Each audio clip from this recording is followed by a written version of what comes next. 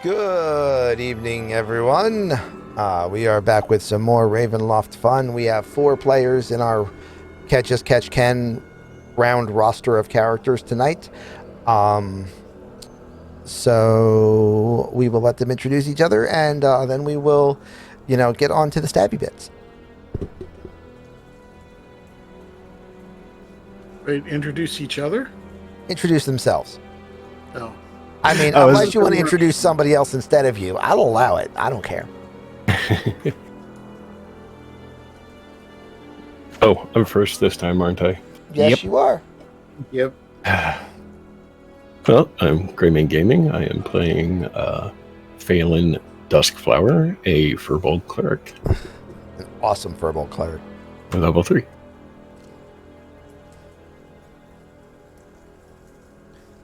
I am Morden56. I am playing Father Smith, who is a level 3 Cleric of the Forge. And Luxodon. Luxodon. Luxodon. Which I can't wait for the first time we actually get a chance to rest. I'm going to do something funny. You won't have to wait long. You're next, knocked. Nope, you're next, Bacon. Oh, am I? Yeah. Oh, well, Pete's sake. It looks different. Okay, fine. It does. Anyway. Yep. It does. Well, that stinks. Anyway, I'm the little taking it around going senile before your eyes. Cuts. Let's try that again. Anyway, I'm playing Medicolo, the elven sorcerer of You Don't Know Yet, and neither does anybody else because it still hasn't come up. Woo! But I suspect it will very soon. And finally, I'm Knock the Silence. I'm playing Hylarus Nalanta. He's a half-elf bard of the College of Spirits. this College of Spirits is going to be so much fun. I can't wait. Oh, Hero Forge doesn't let me do it. Okay. So,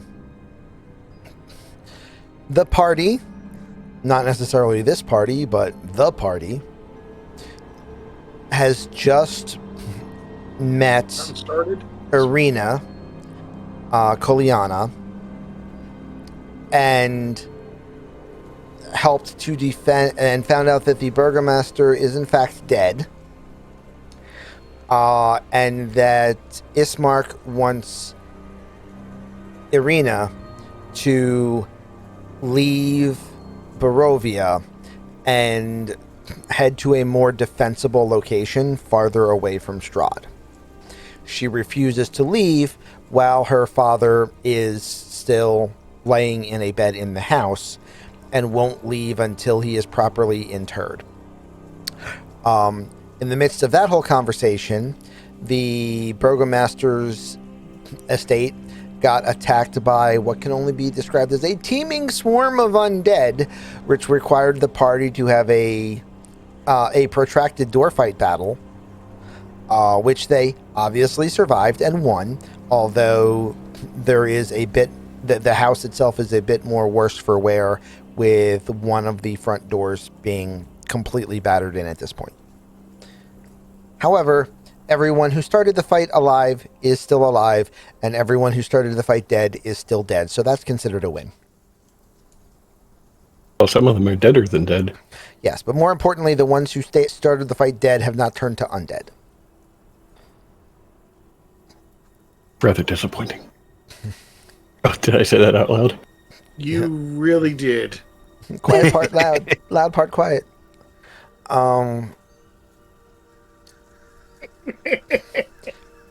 So, Ismark, complete with his new model, and Irina, complete with her new model, approach everyone and say, well, this is going to be Ismark speaking. I think that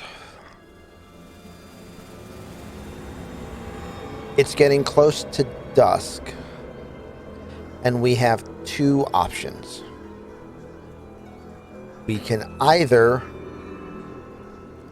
try to re-barricade the manor house and make it one more night, or we can bring the two bodies to the church tonight and try to last overnight at the church, or we can try to make it to the Blood of the Vine Tavern and take rooms overnight. But I'm concerned about walking into a tavern with two dead bodies. Well, these bodies need to go to the church anyway, yes? How far is the church? At the exact opposite end of town. So how long does it take for us to actually get here? Because I wasn't here for all of that. Probably about a 20-25 minute walk. Okay.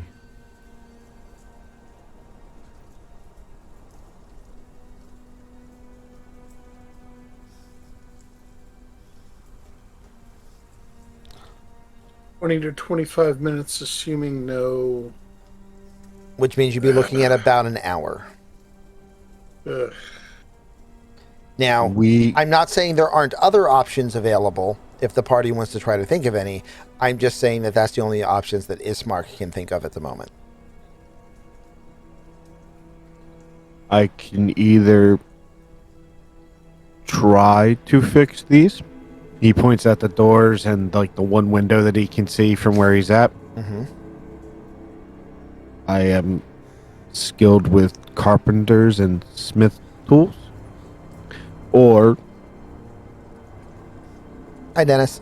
How you doing tonight? I can walk with them and carry them here. Their church. God, my brain is... Sorry. I can carry them to the church. That's fine with me.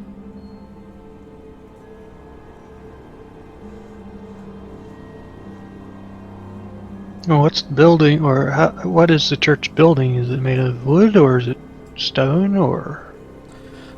It is stone and also sanctified. Cause church. Cathedral? No, not in a village this small. Just a small church with a grave field behind it. Okay. Church does sound like a good idea.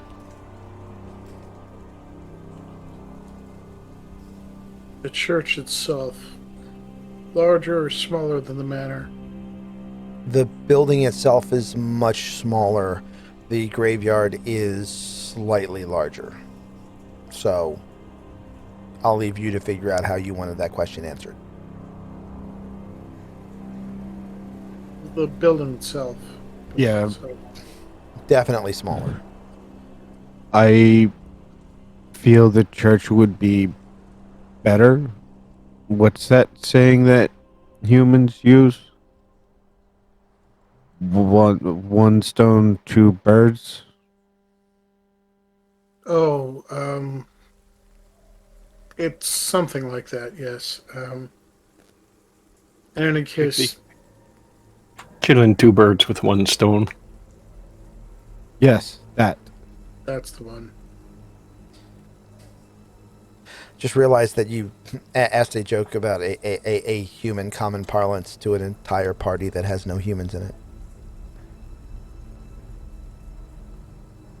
There are two humans behind me. They just may not be part of the party. There are two humans. They're just not actually party members. That might be our best option. I feel if that place is safest, we should go there then. All right. Then give us a moment to collect some things. and then we will head out. Okay. All right. They take about 10 minutes to collect up, a bag's worth each of items from the house. And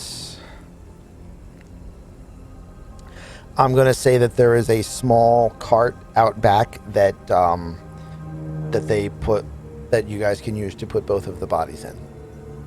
I was about to say, if it doesn't seem like there's anything to actually carry them, Father Smith would have literally gone through the house looking for something to create like a frame or something that he could literally drag behind him, so he's not Right. carrying them both. Yep. Right.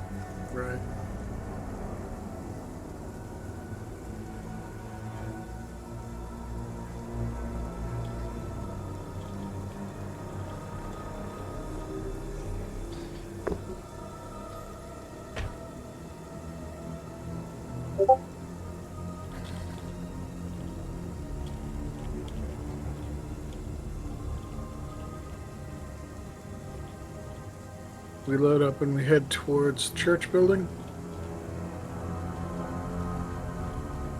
Ready whenever you are. Very good.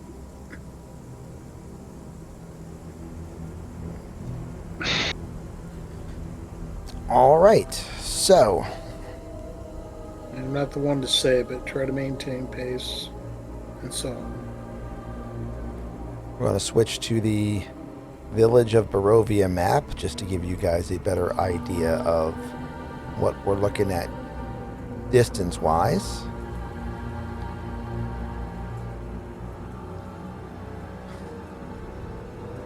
That's funny. Sorry. Don't own any tokens with vision. I'm working on Doesn't it. make a lot of sense. Dark vision, doggone it. But anyway, I'm working on it. very good. Oh, it's the monster All right, I'm map. probably going to hit that 1 in 8,000 monster again. map. Ready to take it. It is the monster map. Father You did the Smith. mash? It was a graveyard slap.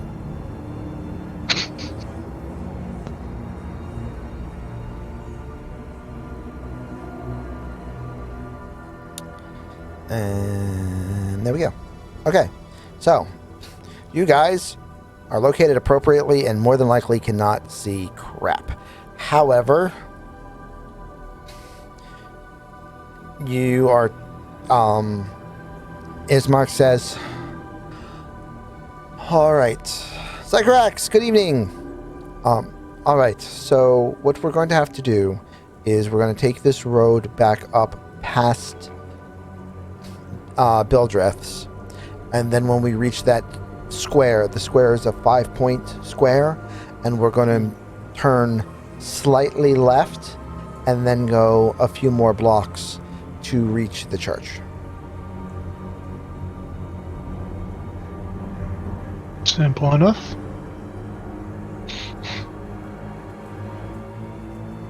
As long as we don't get waylaid. So, with that grim note hanging over your heads, how about everyone roll me a... D4? We're going to do this in stages to try to figure out if or when the attack happens. So we'll use a slightly larger die, and let's say a D12.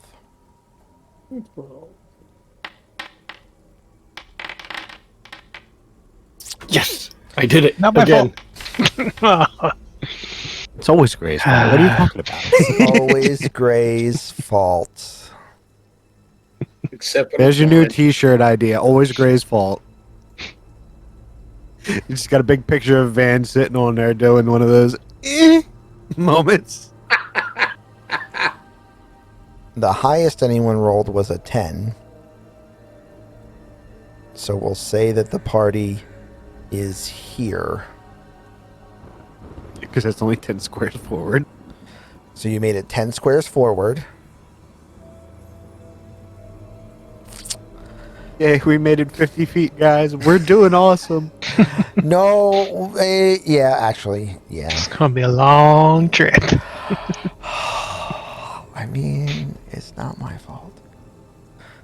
I'm not the one that goes, random encounters? That's what ones are for. And then gets obliged with a bloody 1. I will Anyway. say that at least this first roll, we will still be considered a daytime encounter because it is not yet dusk. Oh, thank goodness.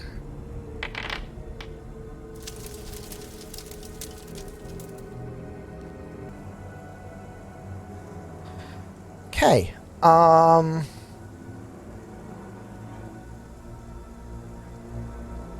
Oh, Streamloot's link going to be important. All the players want to have their cards ready.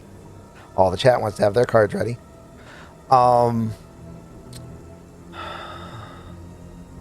Everyone give me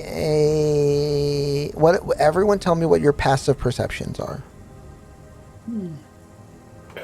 16. 12. 13. Not entirely sure where that is. So if you look at your perception, it's the thing in parentheses next to it. Normally it's just 10 plus whatever your actual bonus is. Oh, okay. 11. All right, so that means the 16 wins. What does it win, Johnny? And if Father smell Smith. matters... Oop, go on. I'm going to say it was because of the smell. But as you're passing by the house to your left, because you're closest to that side, which also gives you more of an advantage, you notice that there is underneath a bundle of debris, you see a small parcel.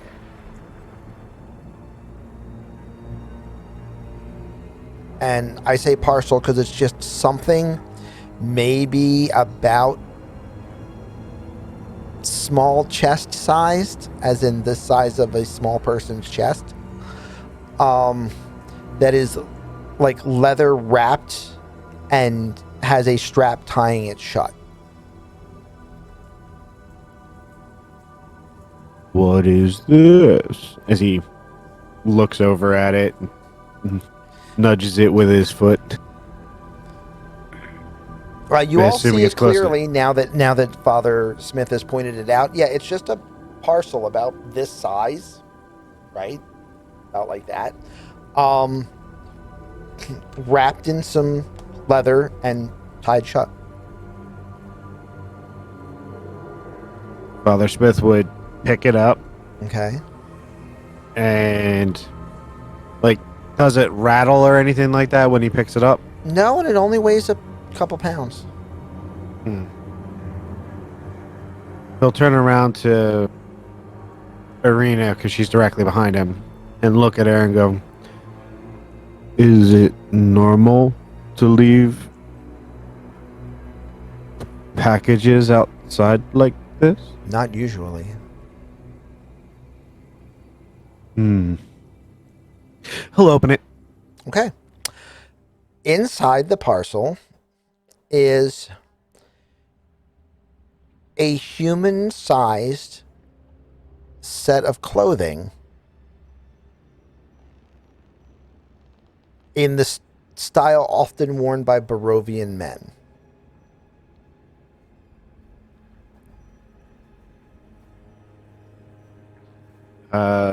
It is...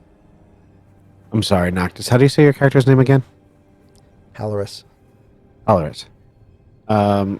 This time, Father Smith would turn to Halorus and hand him the package and go, this I have put a Barovian interesting. male on the map in front of you so that you have a better idea of what the clothing looks like. It's just a tunic, waist belt, and breeches, kind of all made out of the same cloth. Gotcha. This is unused, I think.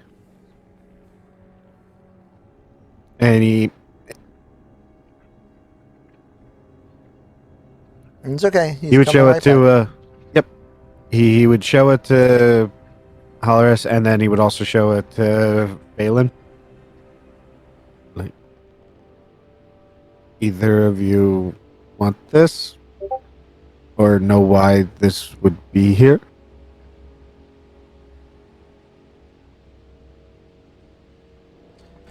Oh, I just really? shake my head. I don't know that I can fix that.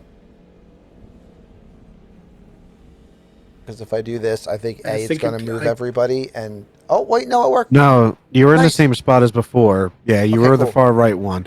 Cool, I'd cool. seen it earlier. I just wasn't saying anything because I now figured you it's did coming that. up. I don't know what the heck. That was me just turning it on. You're fine. Yeah. Oh, okay, fair. I thought you were doing that to lower the amount of things your internet was drawing from. Nah, that's fine. But so if you didn't catch it, Noctis, Father Smith showed you a box filled with like commoner's clothing in it that he found on the ground.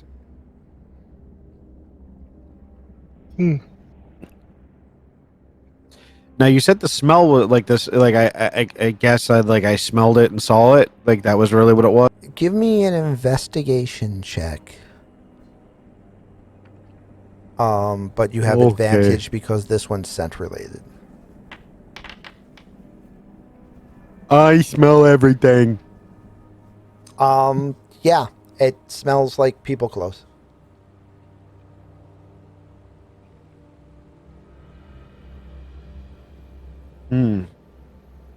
Okay. I mean, Anything with any sort of indication of who it might belong to?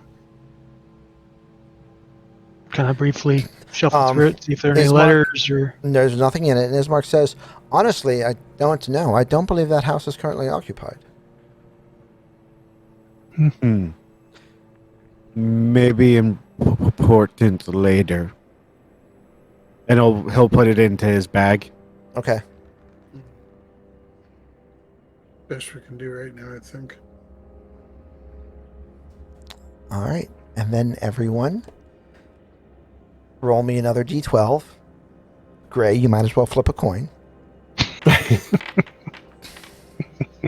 a minute. Okay, there we go.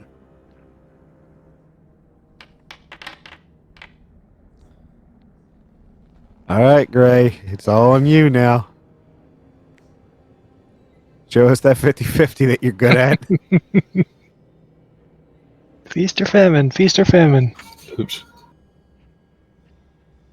I didn't like the sound of that. All right. Not a one. There we go. Everyone Hey. can move forward 11 squares. Did I miss one?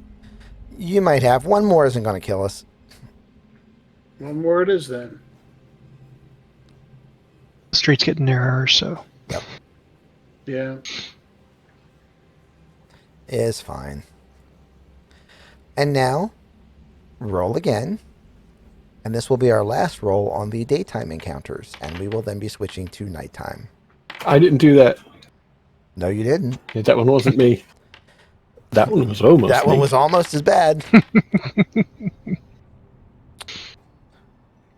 It was me. Quick, somebody play it. It's a trap card. I think we still have one more to go. Because I only saw 4 rolls. No, Wait, four's no, 4 correct. players. Never mind. You may all move forward 8 squares before certain doom arrives.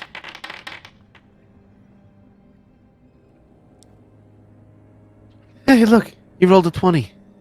Yeah. That's always good, right? Yeah, and we're right next to Mad Margaret or whatever her name is. Mad Mary. Mad Mary, that's it. I don't know. I don't like it when he rolls 20s. Well, The I would 20 was say you're very just being heavy. superstitious. At least it's not a hit However- roll yet. However, in this case, you are correct to be concerned. Yeah. I'm wondering if that's the number of zombies we're about to start running into. Oh, I mean, that's... yeah. That would be rough. Let me. Oh my god, look at the time. Gotta go. See you. Yeah. Yeah. Let me not. Sorry, second. I feel like I'm gonna pass out. I need to go. Bye. I'm gonna try again. I don't like that result. 20.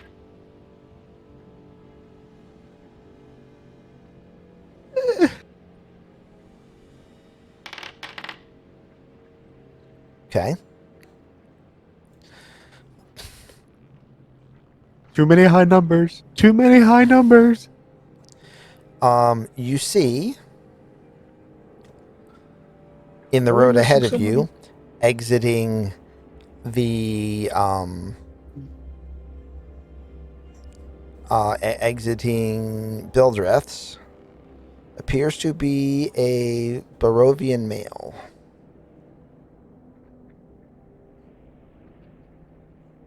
I think we're missing Father Smith here. Nope, I'm here. I probably accidentally moved myself by accident.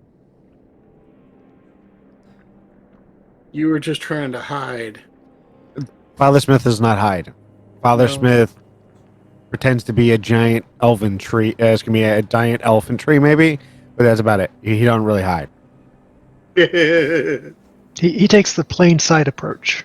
Yes, exactly. The Yeah. plain sight approach with head down, tusks forward, just charging at you kind of way. Yes. Okay, so you see this gentleman Um, walk out of Bildreths. does he have? Does he appear to be armed and No, or looking to be? Okay. he just looks like a guy. If he's not stopping us, Father Smith would keep going, and at Millie would just nod to him and say hello as he's going He by. looks in your direction for a moment and then just kind of heads this way, and then we'll turn like that. Gotcha. So, Yep. what do you all What do you- do? All right, continue walking. Oh, Yeah, all right. for the This movement. is meeting each other on the street in Philly. Just a nod, no words. Got it. This is a don't. I ain't doing nothing. You ain't doing nothing, right? Don't Okay, start- cool. don't- We're don't- good. Don't start Yeah, none, That- won't be cool, none. right? Don't start none, won't That be none. nothing. Everybody can agree we're on a timetable too here. So Yeah. All right. D12s again.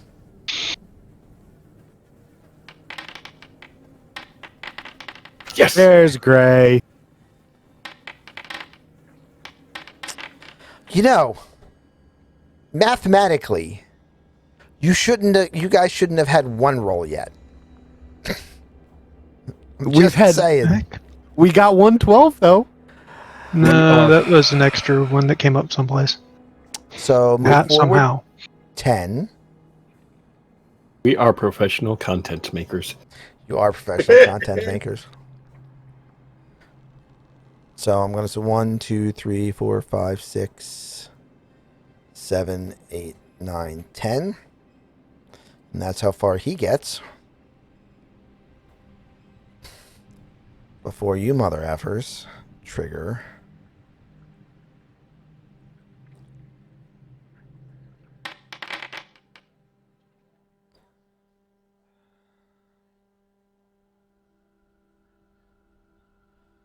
This is going to go badly, isn't it? I mean, it could go worse. Hey, +1 for Gray for his next die roll, so he won't cause the next interaction at least, and a fate point for Morden. Everyone Thanks, roll Rose, I me need it. an investigation check. Investigation? Does this involve smell? No. Okay. I just gotta ask because I always get advantage on those. Not that I can roll high on investigation anyway. I ain't see shit. Who rolled highest? So far, Medi. Nope, not Nope, anymore. not anymore. Phelan absolutely critted it. 23 on Phelan. Nice. Because you can't crit those, unfortunately. You can just roll a natural 20. Phelan, give me a D% roll, please.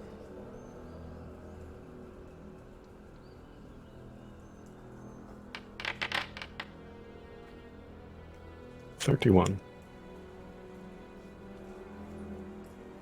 31.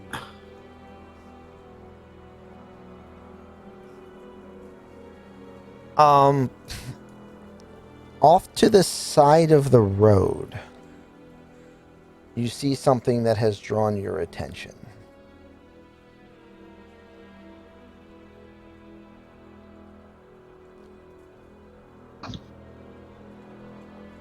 Okay. Whereabouts? Let's say here-ish. Okay. What is it that attracted my attention? A glimmer, or You see a small, like, a small white object in the grass, which means it's something that has no place being there.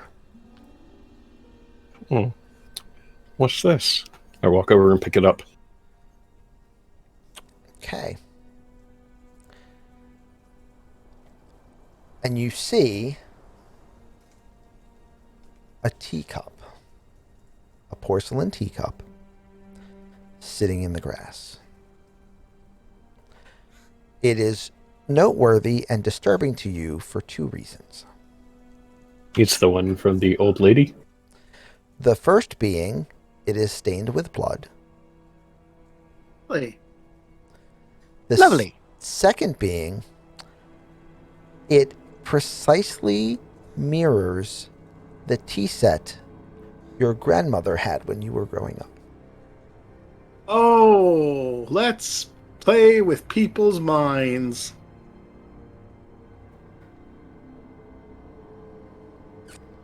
And I say mirror because there's no way that her tea set could possibly be in Barovia, but yet here it is. Especially because I got my behind spanked because I broke them when I was a child. Right. So, As all children do to their grandparents. right. So the question is, how is it here?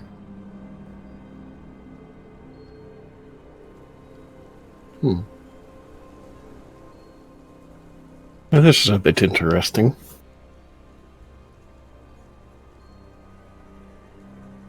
I look around just to see if there's anything else on the ground. You take a minute searching the area. No, just a teacup sitting in the tall grass, stained with blood. You okay, Phelan? Oh, if I didn't know better, I'd say this was from my grandmother's set. I didn't know you were from around here. I'm not.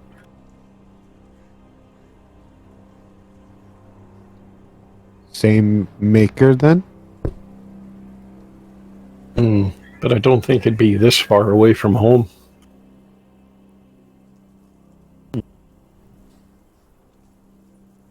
Merely a coincidence? There's that four-letter word again. Indeed. Another set of dice, Nice gentlemen. one. You're almost the halfway stains there. are the stains are literally actually stains. There's nothing even remotely fresh, right? No, nothing remotely fresh. Just not even like dried blood on it. Just like stains of blood slightly absorbed into the porcelain. Yeah. Hey, Gray, you have advantage on your next roll, by the way. On top of that +1. Oh, thanks. Hi, Beholder. Thanks. What, so we can go for that 1 in 144? Yeah, I know, right?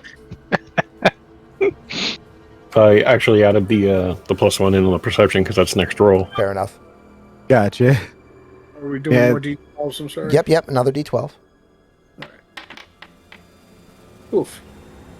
Good roll. Had Good me roll. slowed there for a little bit. Just hit the the advantage button. Or just roll 2 dice, and I can figure out what's happening by looking at the screen. That's also fair.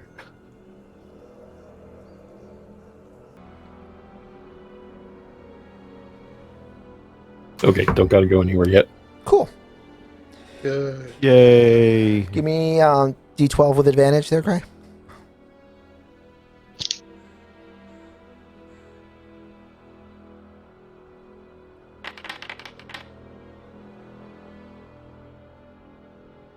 Not sure why it didn't. Oh, well, doesn't matter. Rolled a 9 either way. Which is Oh. actually 10. Because it was given a But, plus 1 before the 1 again. The +1 he used in the perception check earlier. But more importantly, he had Oh, he, yeah. he would have had to have rolled double once to cause an encounter. Everybody can move 10 squares.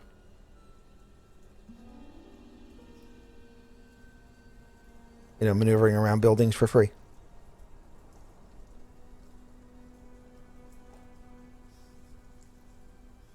I do take the cup and stow it. Okay. And one more roll. Surely nothing will happen this time. Oh, that was So- close. Does anybody want to take bets? Close. Oh, we got a 12. Somewhere. That shouldn't be. I could swear the die came up 11 on the screen. Right, but if the die gets knocked by another one, the dice roll that shows on the screen is not correct. Correct. You always check what it says in the feed on the right. Fair enough. We got a 12 then. Look at Yeah. that. I got a pair of ones. Yeah, but they're You right did. beside each Hey, other, so it counts as hey, not now. a 1. Hey! Hey now. Okay. I don't see those types of numbers that often. I was a little bit confused. Let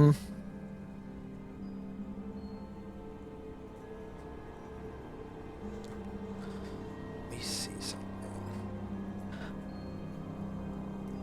Move forward 12. And then everyone give me an investigation check.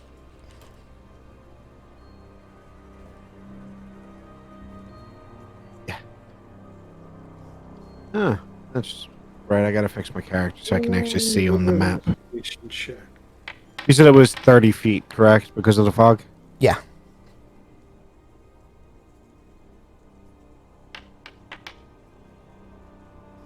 Not terrible. I don't see nothing. You ain't getting nothing for Christmas. God damn thing! I has a 20. Father Smith. Yep. You also see something in the corner of this alley between these two houses over here. Just a slight glint for a second. It looked almost like glass reflecting the light of the setting sun. Okay. He'd walk over to it. I mean, nothing's Okay. gone wrong yet, right? No, everything's been perfect. And he'll look it over. What does he see?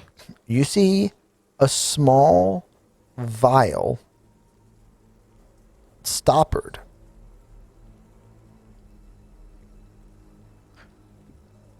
With the word Veritas etched into the glass. Okay. He'd pick it up.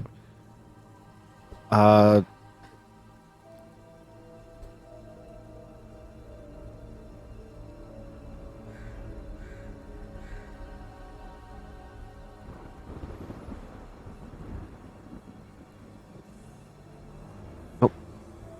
Nope, never mind. Can't do that part. He'll look at it. Does this look familiar to him at all, or is it just... No. You've never seen No. this vial before. And is the vial empty? No. It in fact has a slightly orange tinted fluid inside with about the viscosity of olive oil.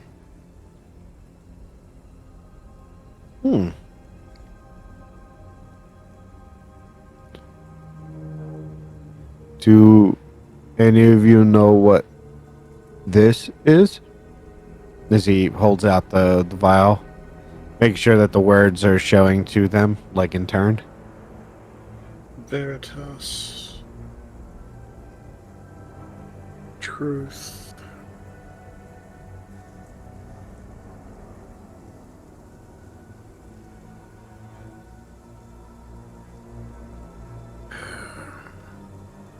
Oh, It looks like olive oil.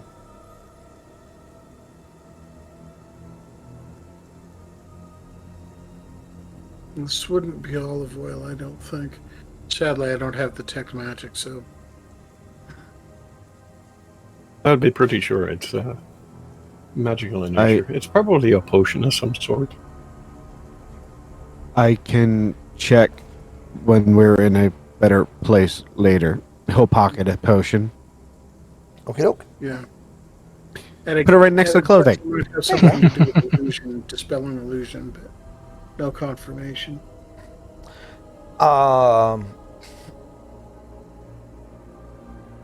Give me another set of 12s. You guys may make it to the church on time.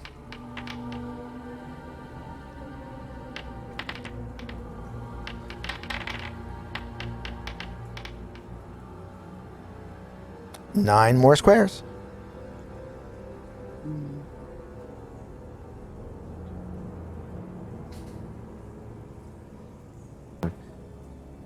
Right or left. Forward.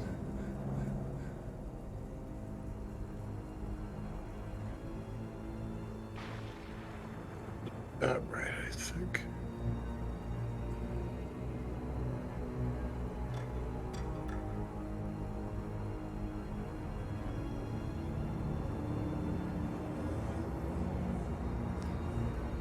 All right. And, Hey, I think we're starting to see the road to the church. and possibly one more.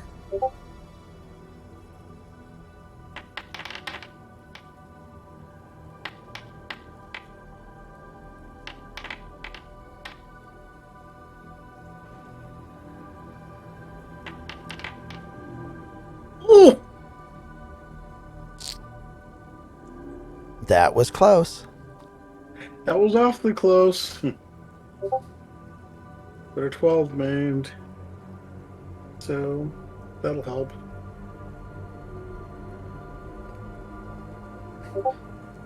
Or maybe it won't. Yeep.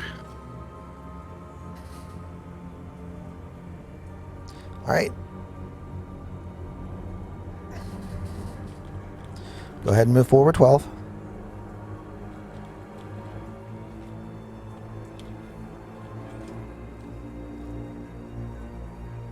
And I'm assuming this is the doors to the church. That looks like doors to a church.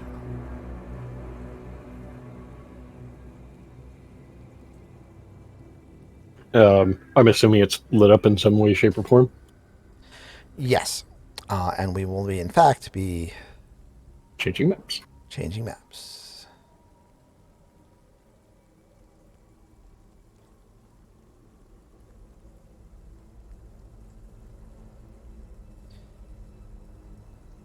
Give me 1 second.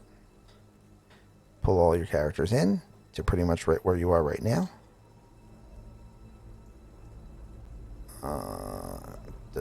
I'm sure you're not in the same order you were, but I'm also sure that I don't care.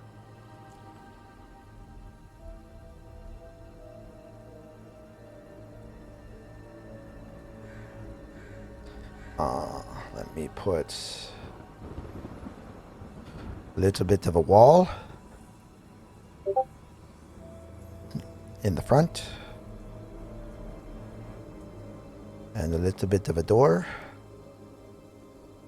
in the front, and then we will say that there is a happy little torch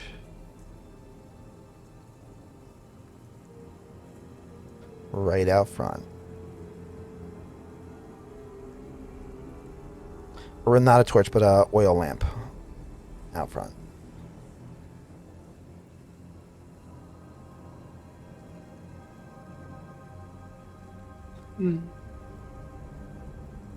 Okay then.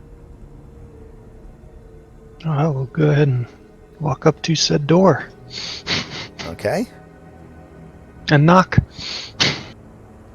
Yeah, don't let Father Smith knock on any doors that are important. Yeah, that could go badly. To be sure. Everybody at this point is familiar with what is Father Smith's idea of knocking. Thud. Dum. Ring Yeah, the there's a bell. difference. There's a difference between knocking and using a siege engine. Yeah, Not for him. It's just a little more insistent version of knocking, that's all. I might suggest that our two charges, the living ones that is, be somewhere in the middle of the group that we put around here.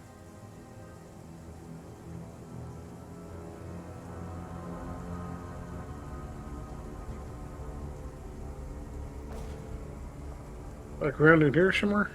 Okie doke. Since we're, at least in theory, supposed to be making sure they stay alive? I mean, he has been making sure that she was to the interior and he was at the back the entire time. No, our job was strictly to get the bodies here. I mean, 2, 4 doesn't make a difference to me. So Fair. you knock on the door. And you hear a banshee's wail. Stop reading my notes. And you hear the sound of someone like approaching the door and like leaning against it, but obviously not unlatching it. And the voice says, It's after dusk. Who's out there? Well, there's some. Go ahead. Well, we are bringing some charges for you, and also seeking some shelter for the evening. This is a church, not an inn. Yes, I know. Hey, that's exactly why we came here. There are 2 clergymen out here needing assistance.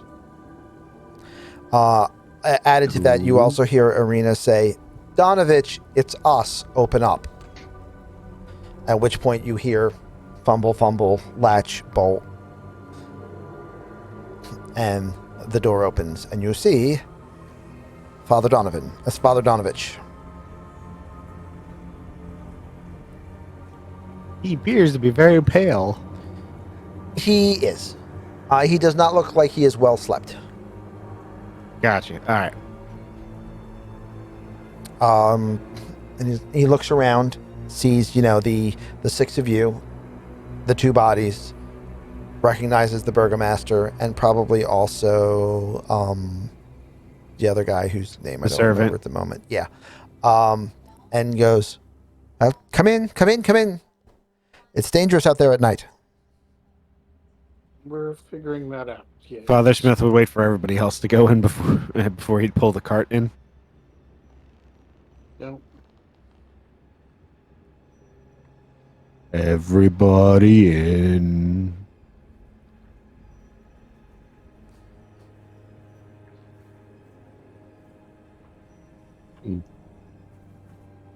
Yeah, that's. Go ahead. Come on.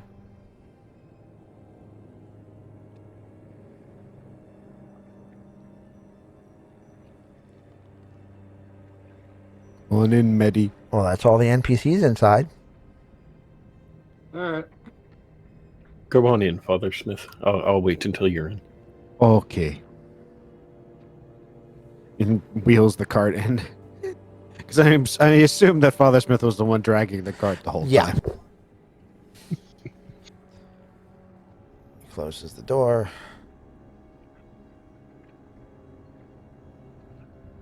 He'd parked the cart like right by the altar.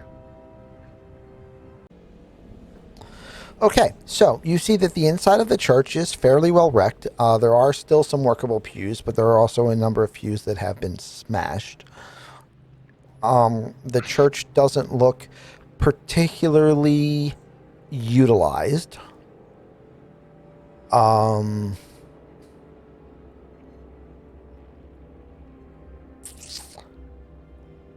But yeah, that's what you got. Father Donovich appears to be a roughly middle-aged man. He's a bit haggard at the moment, so it's tough to know for sure. He may, in fact, be younger than he appears. He is somewhat portly, salt and pepper hair. He is wearing, friar's vestments.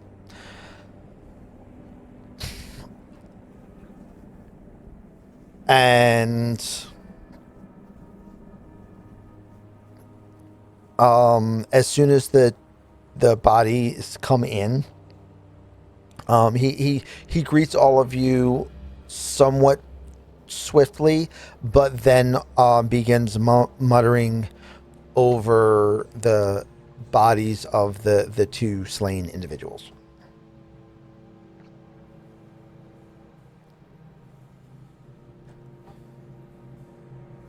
What does anybody do? Is Father Smith familiar with what he's doing? Does he look like he's doing like a gentle repose or anything like that? Yes. That is, I was going to say religion check, but since you nailed it precisely in the question, that is exactly what he is doing. Is he is placing a repose on both of the corpses. Alrighty then. So he will leave him alone for that because he knows that requires some concentration and it's religious. So he's just like, and I'm not gonna play with that. All right. Yeah, I just kind of take up that position and kind of watch out the windows if I can see out them. Yeah, are these like stained glass windows or something like that? Yes, but they're not terribly well dyed. The stained glass is very translucent, so you can see through them. You can see through them about as far as you can see. We did approximate the lighting in the building correctly. You can see out the back of the building, which is to say everything. If you walk around to either side, you will notice that there is a fence, an iron gate that is roughly along this line here, to either side of the building. And then that disappears beyond your scope of view in both directions. And within that gate, behind the church, you see several gravestones. One open grave out here as well that I can see. There isn't. I just decided to use that map because there will be tomorrow. I see. That's fair. Thinking ahead. I didn't want to have to switch the map. No, it No makes good worries. sense. So he has. I'm assuming he had like. We're seeing like the cloves of garlic and like wolf's bane all around the corners. Pretty much like it's everything, here. everywhere. Yes. Wolfsbane, garlic. That didn't seem to stop the zombies and the ghouls and wolves from yesterday, though, did it? I mean, it slows them down a bit. Okay.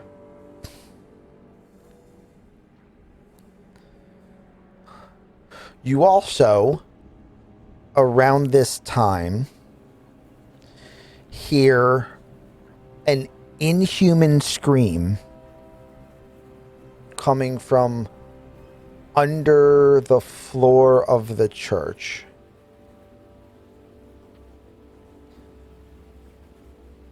And you hear, "Father! Father! I smell fresh blood, Father!" And you see that Father Donovich is visibly distressed. Who was that?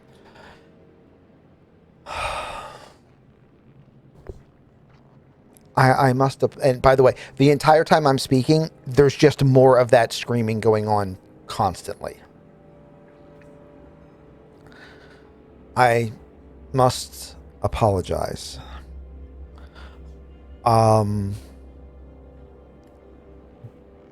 But you have come here at a time where evil has the upper hand.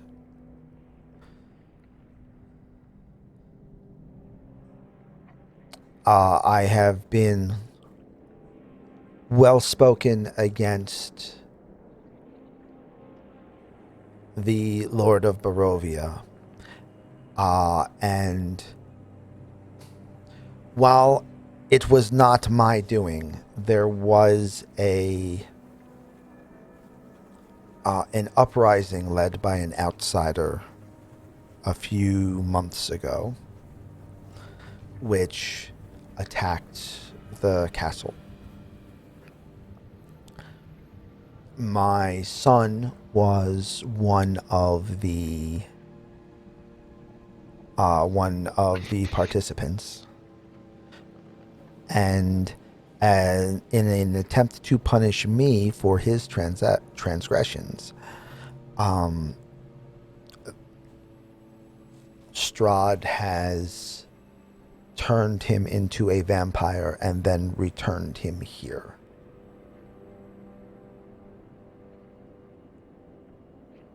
So, you have a vampire in your basement. Yes. Restrained? He can do very little here due to this being sanctified ground. Still extremely dangerous. Agreed. And I'd like to roll back to something. Strahd turned him into a vampire. Yes. Who That- is Strahd? The one you called the Beast, correct?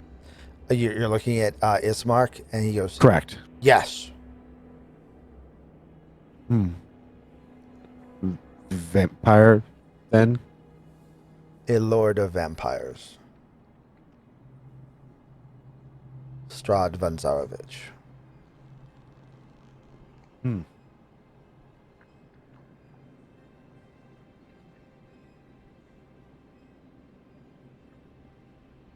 Father!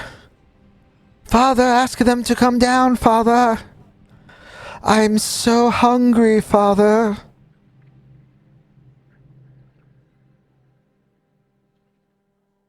I hate to tell it to you, but you're going to continue being hungry.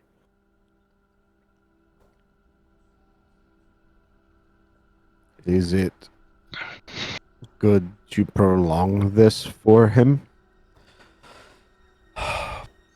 The only other option I have available to me is one that a father would never want to do to his own son.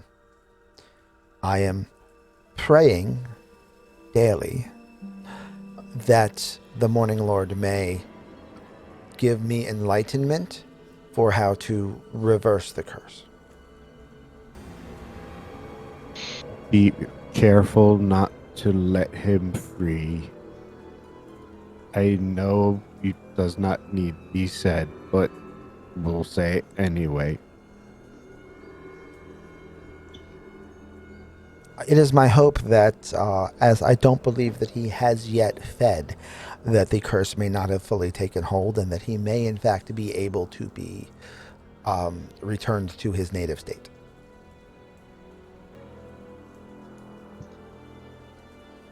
I do not know any restoratives yet, unfortunately, to try. Neither do But- I. But if I sleep for the night, I might be able to do a lesser restorative. Let me think on it. Give me a religion check.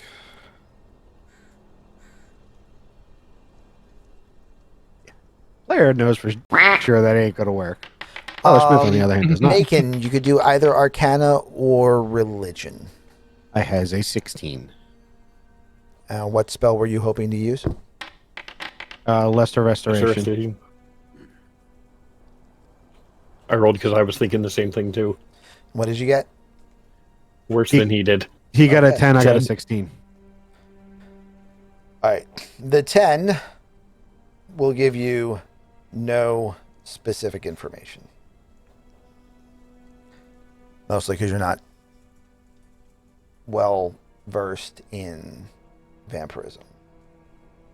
Any arcane solutions to the problem? A wish spell. Nothing's coming to mind, unfortunately. You don't believe a lesser restoration? I mean, technically vampirism is a curse, and lesser restoration and greater restoration can remove curses. But, like, let's assume major and minor curses, and lesser and greater restoration you know will remove minor curses. You're not sure if it will remove a greater curse.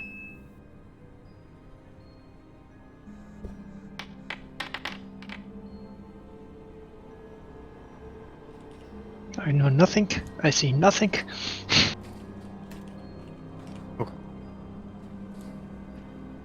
So then Father Smith would end that statement with, but I don't believe even that would work.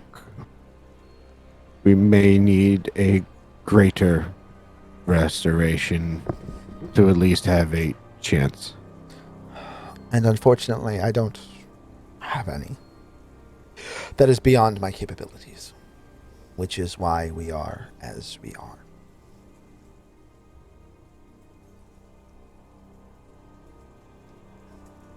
I understand.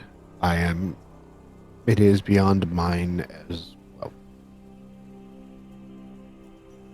The best I can do for him now would be calm emotions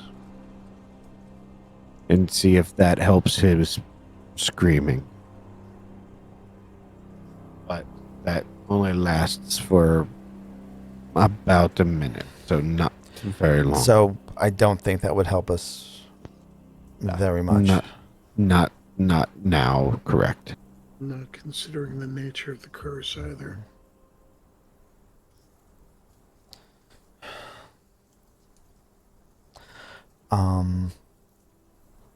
Any assistance you can give me, I will most certainly accept.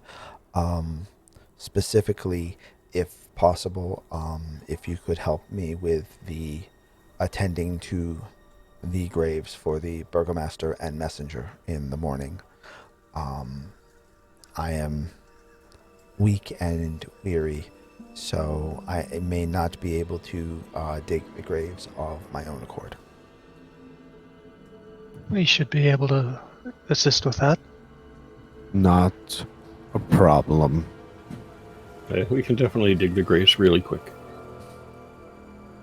Father, bring your new friends down, Father. You do realize persistent. It's constant. Yep. Does he look like do I see the shovels? Like, does he look like he has more than one, or does it just look like it's just one basic shovel? I mean, more than likely, there could be shovels outside.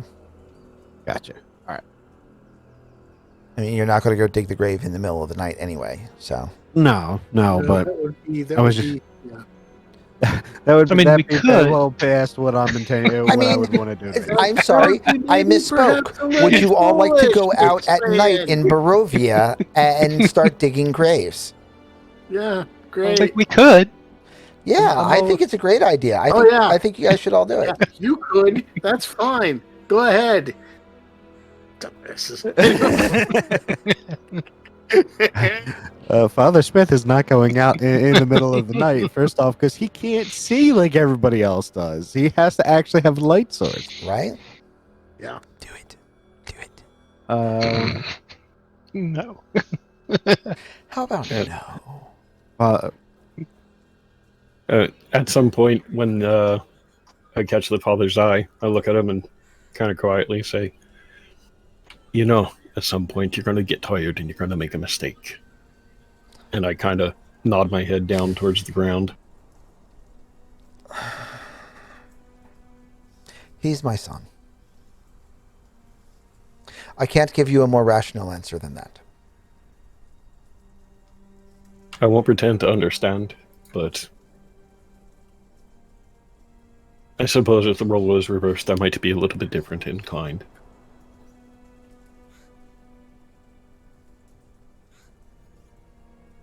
The imbalances are quite evident for both you and your son.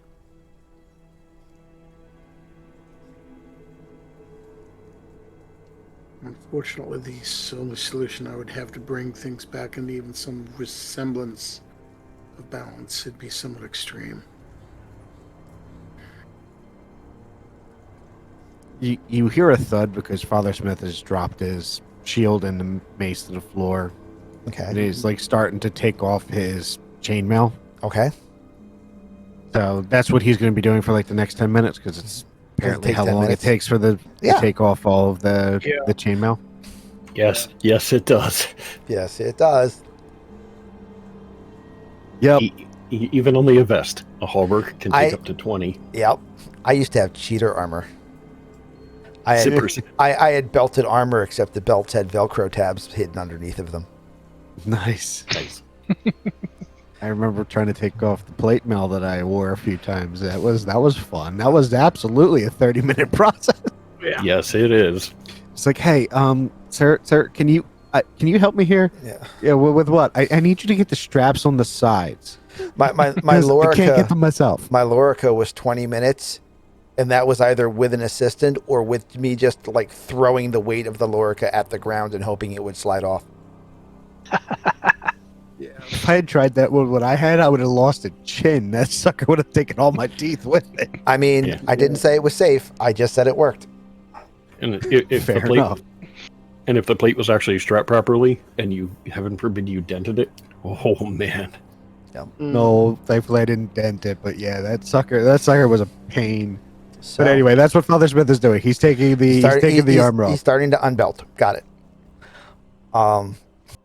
Ismark turns to Father Donovich and says,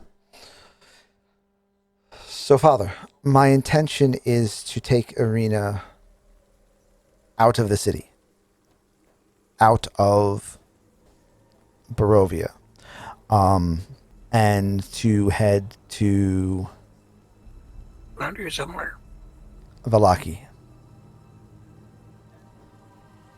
Donovich says, "I mean, I don't know that it's far enough to be out of the clutches of the beast, but Valaki is far better defended and defensible than Barovia. It will be a shame to see you leave, especially with your father's legacy now out of the village, but in these times, deeds as must, I assume." The noise from the basement continues. Does anyone do or ask anything aside from Father Smith, who is unbelting? Yeah, I flop my back against the wall, drop the hat down over my eyes, and try to rest. Okay. And we still have the stuff that we found on the zombies with us. Yes. Right. Yeah. I can identify that after he's done. I was going to say I could identify it now if we you have it. Yeah, if you have the I've got the spell, but not necessarily the components. Assuming we're using those rules. We are. Okay. Although identify is the one that I always kind of give the party a free pass on the components. Like, just assume you have the prism. pearl. Yeah. Yeah. Assume you have the prism that you need because, I mean, it's identify. yeah, because we got the clothing and The set of hide armor, I the think. set of hide armor. That was it. Yeah. I don't think any one of us specifically called for any of it. Nope. You have clothing that you found. You have hide armor that you found. You have another set of clothing you found along the way. You have a teacup that you found along the way, and you have a vial that you found along the way. Yep. Yeah. As soon as Father Smith is done, he'll actually cast detect magic Okay. and look at the things that he found along the way. And if Balin's willing, he would look at the teacup too. Yeah, definitely. Because like he personally doesn't know what they are, but at this point, it might as well see if they're magical in nature. Because maybe that'll give him something to stoke whatever he may need to figure out what it is and what it does. Okay. So the noise from the basement is persistent. You're fairly certain at this point that there is a chance that that noise will interfere with your ability to actually manage a long rest, which goes a great deal to explain Father Donovich's physical state.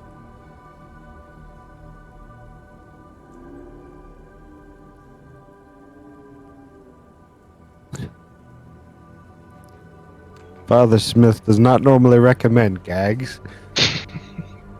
Now, this is not Father Smith actually saying that. I'm just pointing it out there. 'Cause Yeah, I would imagine gagging a vampire is a risky proposition. Indeed. It's a It's risky. You very just have good to chance look. of getting bit. you gotta rip out one fang at a time, and then you put the gag in. You're fine. I just use my warhammer to put the gag in. I don't think Father Donovich would be very happy about that. I don't think he'd be happy about us going anywhere near him in general. Probably not. I know you were saying it. You say is a highly reasonable to assume that we would not be able to get a proper long rest. Right. Do we? Is Like, this you're one of not those- sure. Like, you might be able to get a rest, you might not, but it's a lot of constant screaming and wailing. So much so that I'm intentionally not doing it because it's a lot of loud. Right.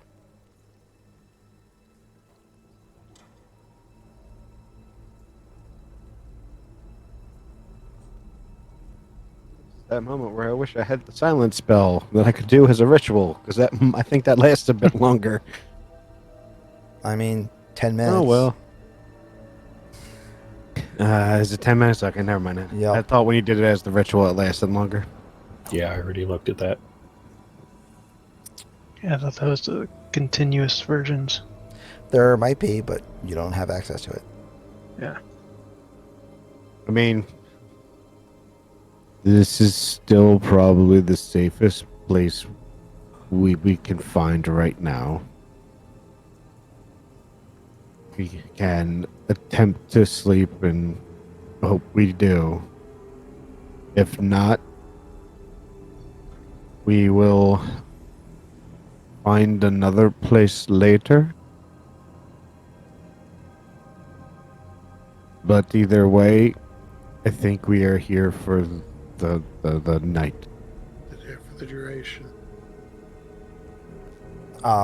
Arena agrees with you. I certainly wouldn't, now that we've made it here this far, I certainly wouldn't suggest trying to leave in the middle of the night. I mean, we are in a reasonably defendable building, which is on hallowed ground. That's, I mean, yes, there's a vampire in the basement, but that still puts this well above the average safety level for most locations we could be in the village right now. Right.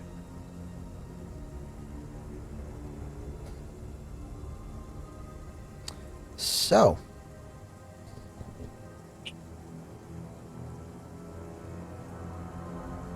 We suffer through the night, I guess.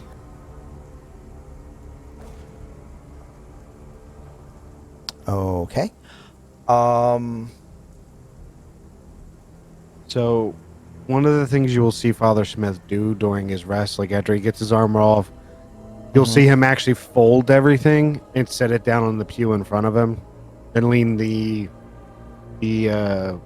mace and the shield next to it. So, like all of his gear is in one spot. Right. You'll see him essentially like mark out a small area around him, and he is clearly doing a ritual. Okay.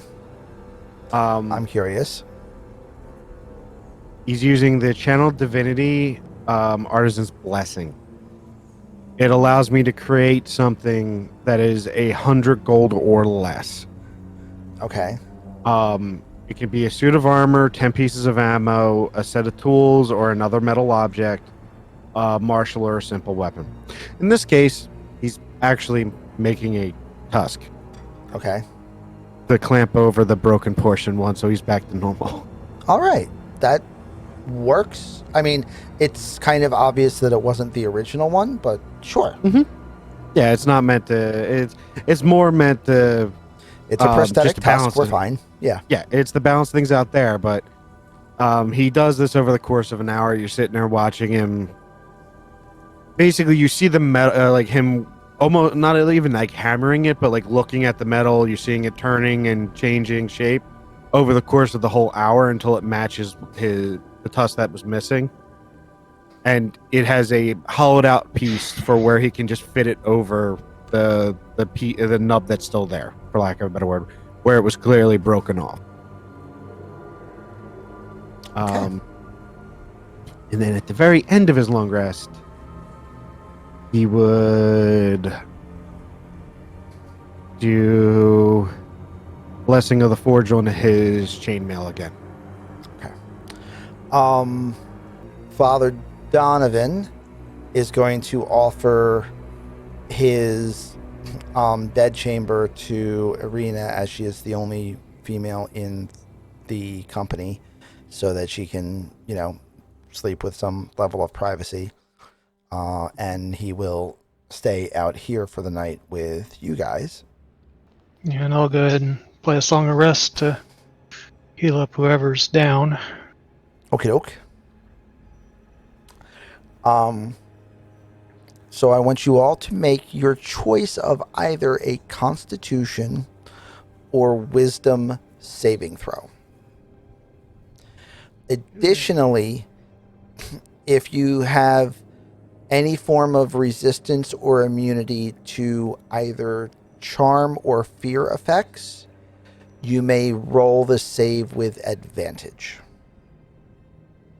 Ooh, wait, I think I do. The difficulty of the save will be a 15. I in fact have both. If you fail, you do not gain the benefit of the long rest and will in fact in the morning have 1 level of fatigue.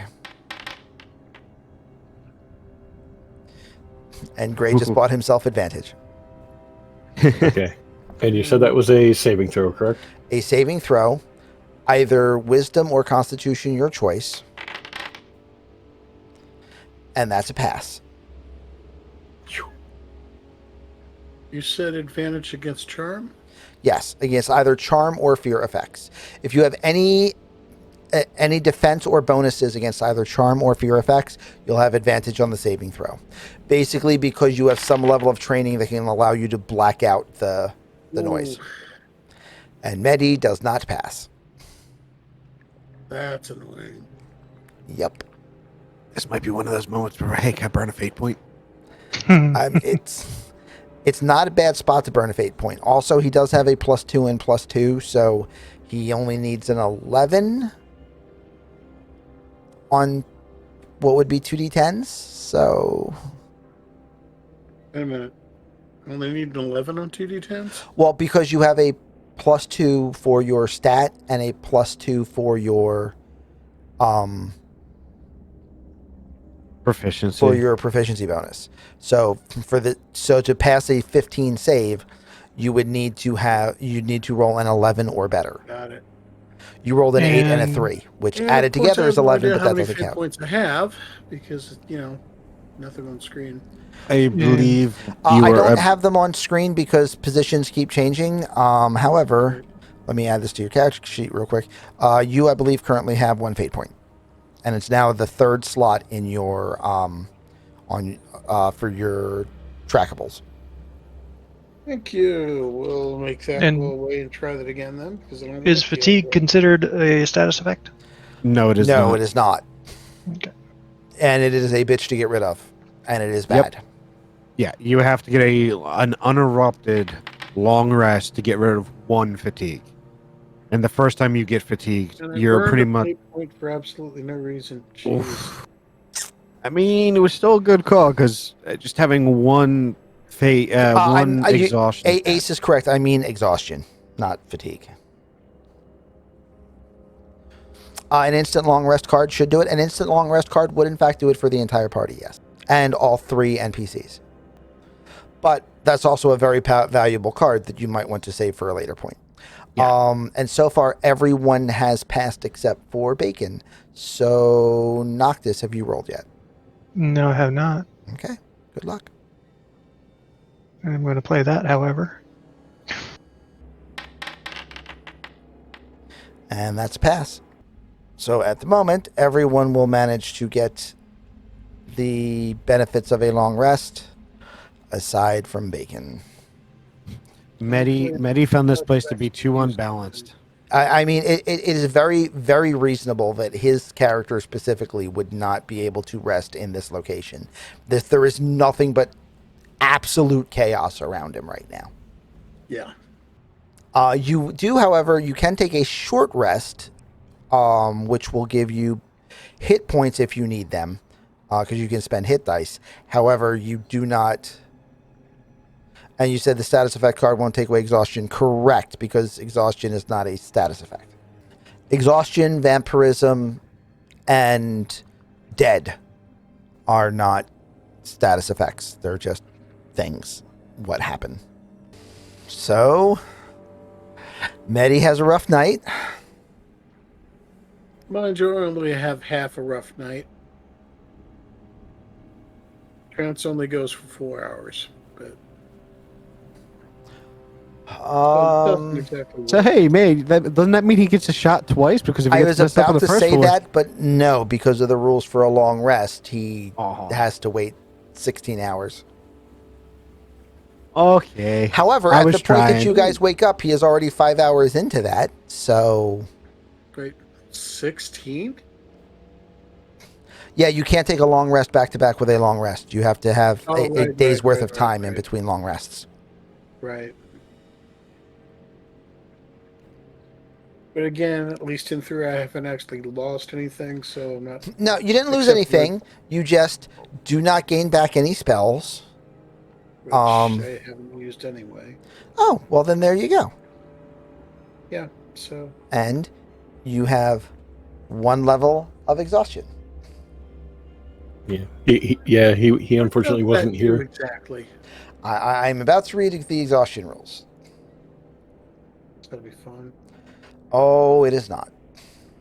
Yeah, just any form of exhaustion is not fun because it's lots of disadvantages. Exhaustion. One level of exhaustion gives you disadvantage on ability checks. 2 levels of exhaustion, your speed is halved. 3 levels of exhaustion, you have disadvantage on attack rolls and saving throws. 4 levels of exhaustion, your maximum hit points are halved. 5 levels of exhaustion, your speed is reduced to 0. And 6 levels of exhaustion, your character just actually dies. Right. So, we will now roll for our 2 NPCs. I mean, the easy solution is just to die before you hit 6 levels. Arena is also exhausted. And Ismark is also exhausted. Oh, great. Oof. Father Donovich is perfectly fine. He's gotten used to it. I was trying to decide how many levels of exhaustion he was currently at. I had him at 2. If he had been at 3, he would have rolled with disadvantage. But I decided he was at 2, and he passed, so he is now at 1. So, all of the NPCs and Medi are at 1 level of fatigue. Or exhaustion. Whatever. But it is morning, and you have all survived the night. Yay! Father Smith would take the 10 minutes to start donning his armor Okay. before anything else happens, because we fully expect something to happen. Quick question. Can we assume that I have my focus on me since I've just come Yes. into it? Yes. Okay. For Bard, your magical, excuse me, your You can use a magical item as your focus. your I'm your saying you can use musical item. you can use your musical instrument as a focus. Okay. So In you can that start doing case- some strumming and drumming. Yes, going to start some strumming and drumming, and let's see what it's called. Looking for tales from the beyond. Nice. Feels like something was done wrong for a whole party surviving. In the words of Wednesday Addams. Wait. Tales from the Beyond? Mm-hmm.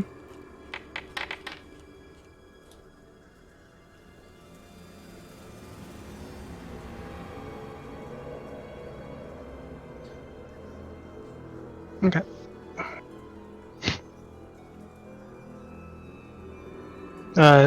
Basically, I expend a inspiration and choose roll one on person you a can see. nifty table, Yep. and I have an effect that I can bestow on somebody at some later time before the next long rest, or before the next rest. Okie doke. And now we know what tale it is. So, figure a nice it little is, jaunty story that takes at least 6 seconds to say. Yes, Tale of the Runaway. Oh, nice.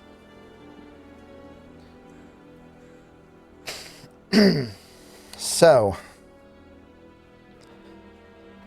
Father Donovan looks at you all gathered here and says, "Well, I believe there's nothing else for it.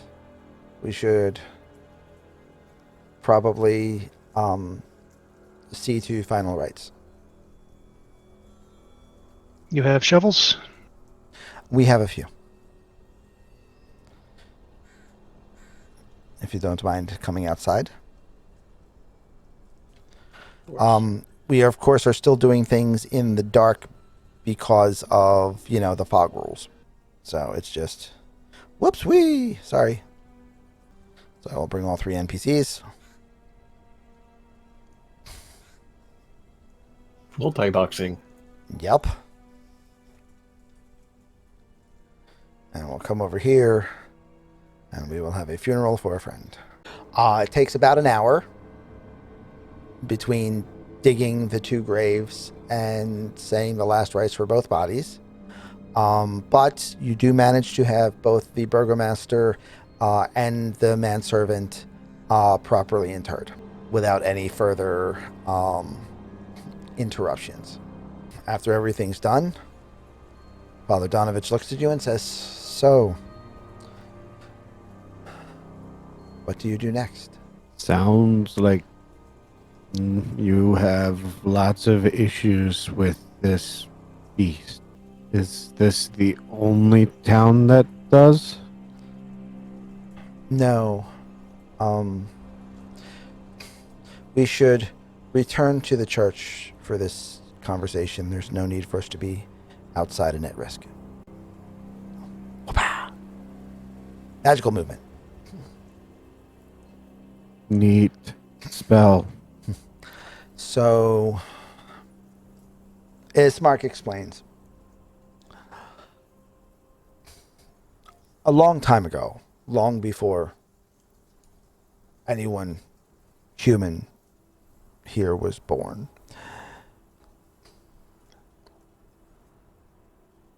there was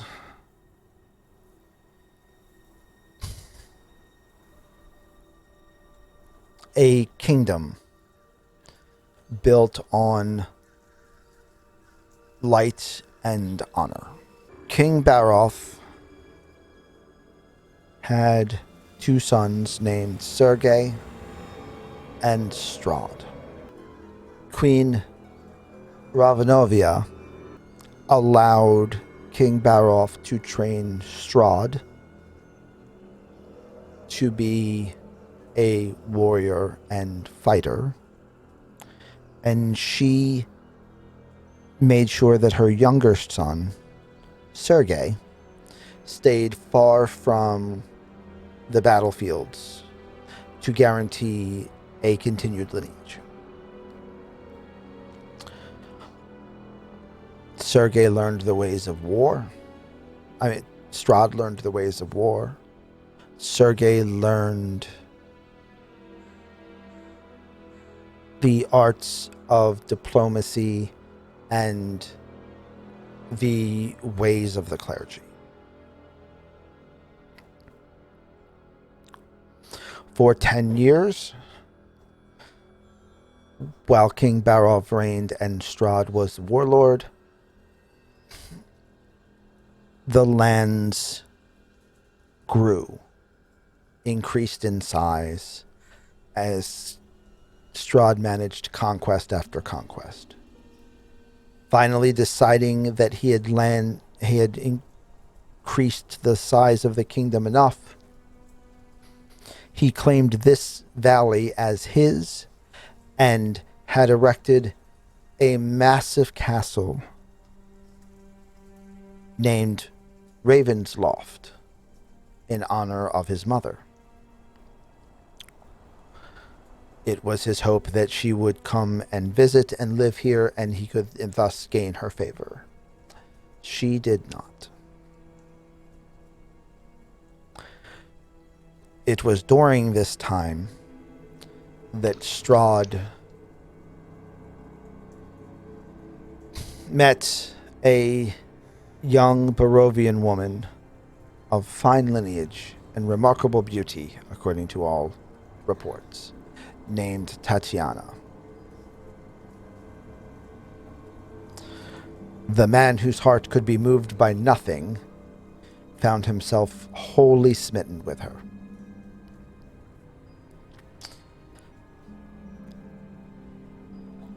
However, when Sergei came to visit his brother's estates and see the success that his brother had made building a castle for their mother,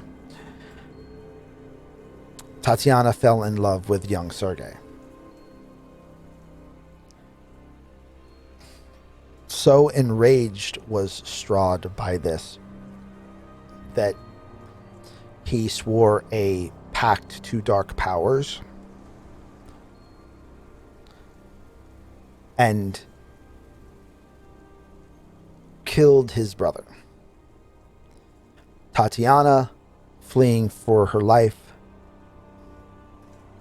threw herself from one of the embattlements of the castle.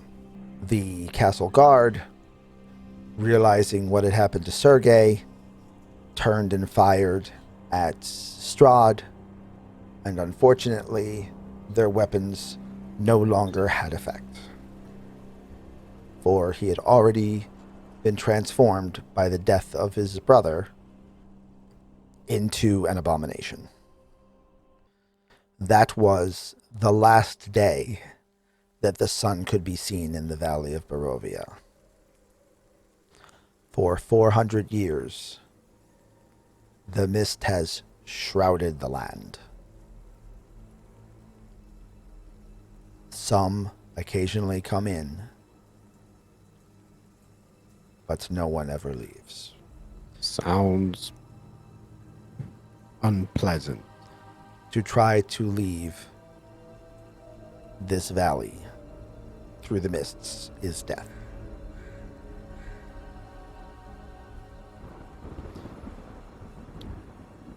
Some believe that we are no longer in the kingdom. Some believe that we are, in fact, in the plains of hell themselves.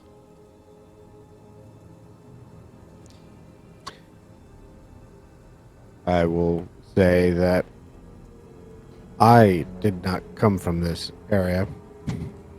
Merely woke up in the mists on the other side of a giant gate. And since walking in that gate, I assume you have not tried to walk back out of it again. No. Shortly after going through the gate, we found the servant and his letter and attempted to deliver it. Yes. Well, few can reach the gate. Fewer still can get past it. Such is the way of things in the mists. Did the witch hunter we encountered on our way in actually say her name? I'm just calling her a witch hunter because I can't think of another name for her. The person mounted on a horse? Yeah, the one with the crossbow that was pointing it at everything No. that moved. The one that was looking for the missing little girl, yeah. Correct. I don't think she ever gave a name. Nope. Nope. Alrighty then. Because she was headed straight for the gate. That's the only reason why I was asking. Yep. In this other town, we're escorting these two. Is that still contained within the valley? Yes. He actually pulls out a map, which he will lay on the table to show you.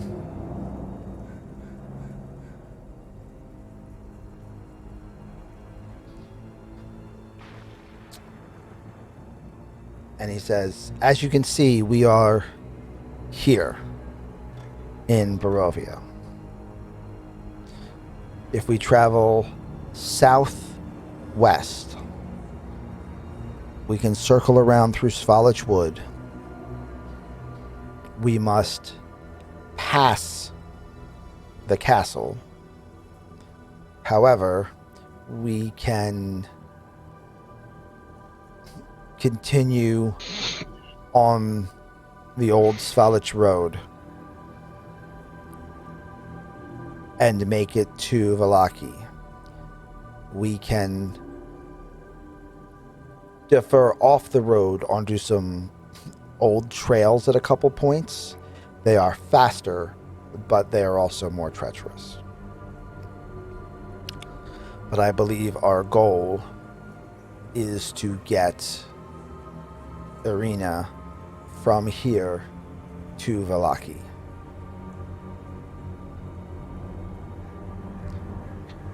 Long trip.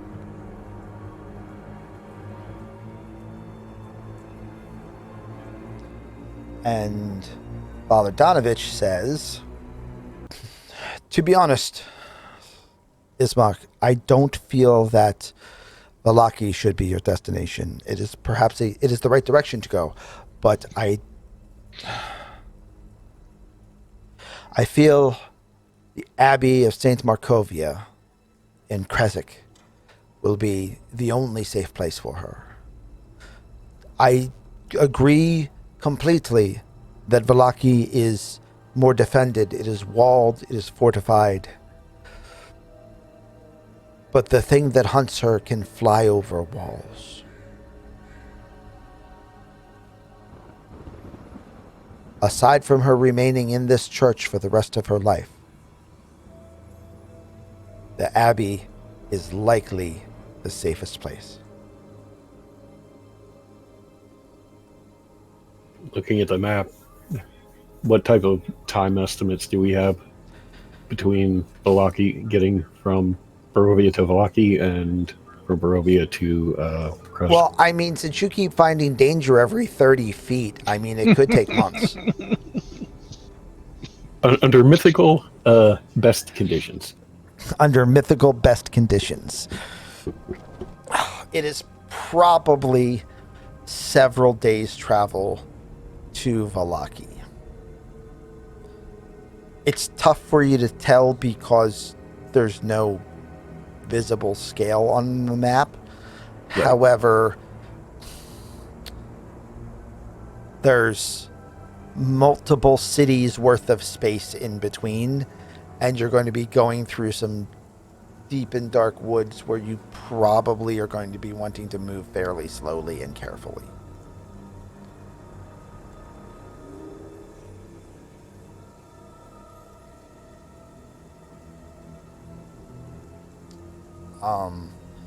When you ask Irina or Ismark how far it is, because I have a map that has a scale on it, I think. Over at your GM. that was the next part of that. If I couldn't estimate, I was going to ask. It's about 20 miles to Valaki. 3 to 4 days. Yeah. If so. Ideal conditions. Yeah. And likely, possibly hunted every step of the way. You're definite that last night won't be the last night of disturbed sleep that you have on the trip. It's just a question of how frequently it happens. And with that, we're going to take a really quick break so everybody can get up and stretch and do some things that they got to do. And we'll all be back in about 2 or 3 minutes. So everybody hang tight, and we'll be right back, and we'll do more of the stuff and the things. And we're back. And yeah, let's go back to work. So, Sorry. so it is morning. The dead have been interred. And there's still a tremendous thrashing coming from the basement of the church. And what do you all choose to do?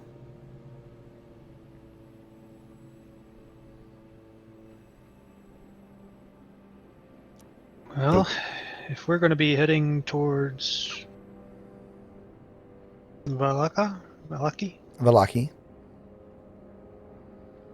best be getting started soon. But that does kind of leave the issue of if it's going to be how many days there. We'll probably need some sort of provisions, and We'll need to suit up for that. Well, also it might be beneficial if we could find some transport. I think that means we need to go to Bildreth, right? yes. You said that name, right?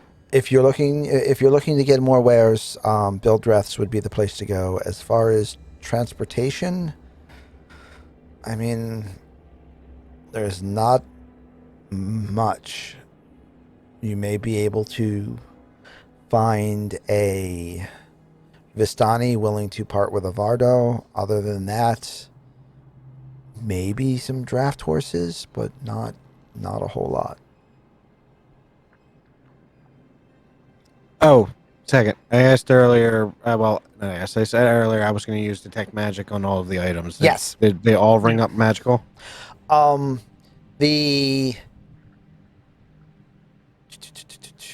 The clothing and the hide armor rang up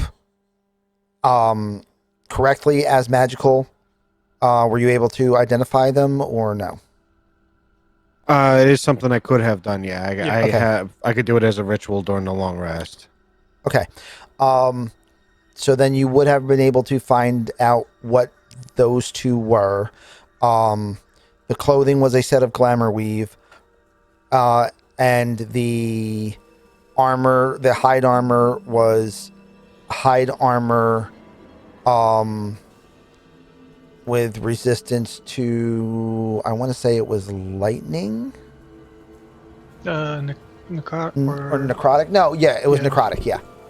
So, hide armor hide armor of resistance, resistant necrotic, a suit of glamour weave.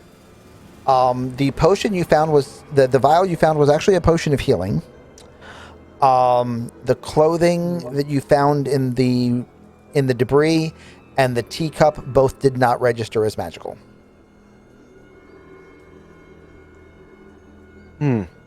Okay. The potion that I was carrying, the potion of healing. Father Schmidt is actually going to keep that one, but he's going to put it. He's going to put it in a pouch that's a little bit easier to get to versus his backpack. Mhm. Gonna put that on the belt pouch, make it a little easier to get to. Okay, well, boop, it's on your character. The hide armor. I don't know who would be best wearing that one because it doesn't look like anybody's wearing that type of armor. But Father Smith will say, anyone want this hide? It's strong against necrotic.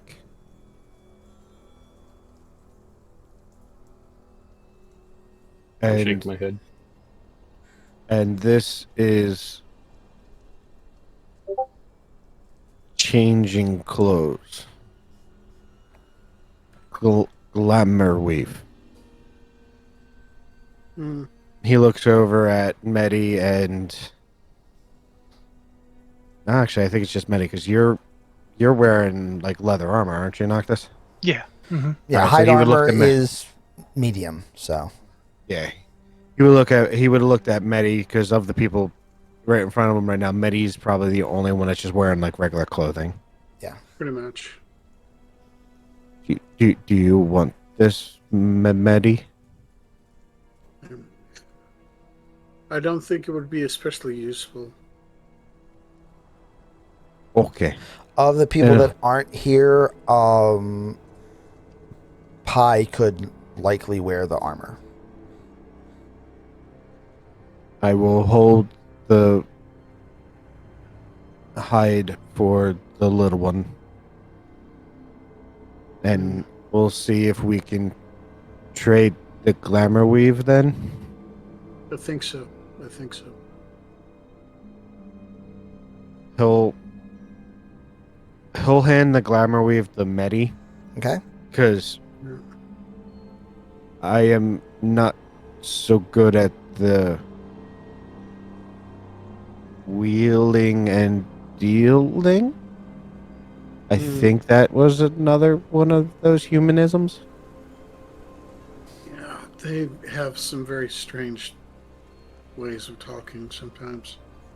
Still negotiations, I suppose that Because again. I do not have a lot of travel rations on me. Right. And if we are going to take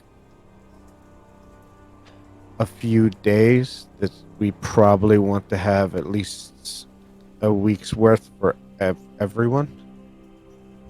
Under Do you- ideal circumstances, it was 4 days. Yeah. Under absolutely pristine circumstances, it would be 3. Assuming any delays in travel, it's going to be probably be 4. If things go very badly, it could be double either of those. Is it reasonably safe to hunt?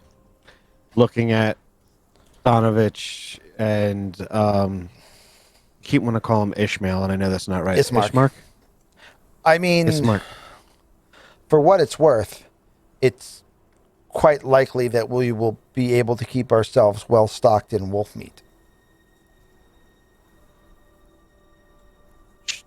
Stringy meat it is. I've definitely eaten worse. Mm.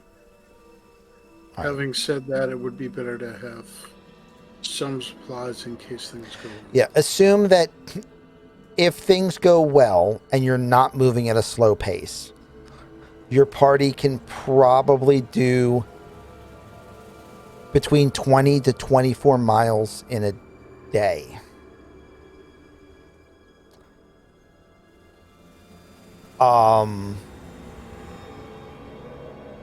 So, I mean, you could arguably get there in 2 days. It's on a forced march. Yeah. But if you're moving slowly and trying to avoid problems on the road, or if any of you get fatigued pretty much more than one of you currently is, then, chances drastic go down. Up to, again, reasonably twice that.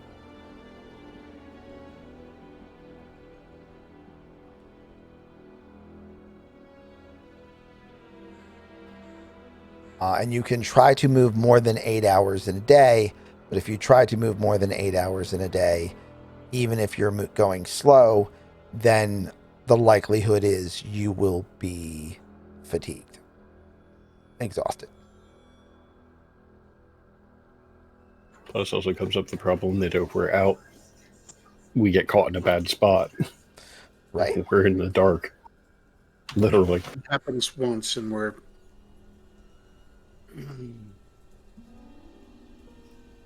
Okay.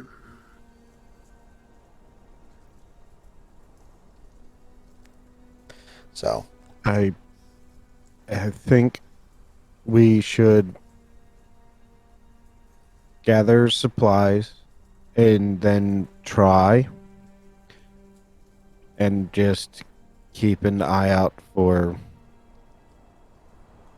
wolves, since they sound like they will be the easiest thing to gather. Sounds like all we need to do is be mildly loud and they will gather. I want to see if I can do something real quick. All right. For our purposes, I'm going to call this a map. And I'm going to call...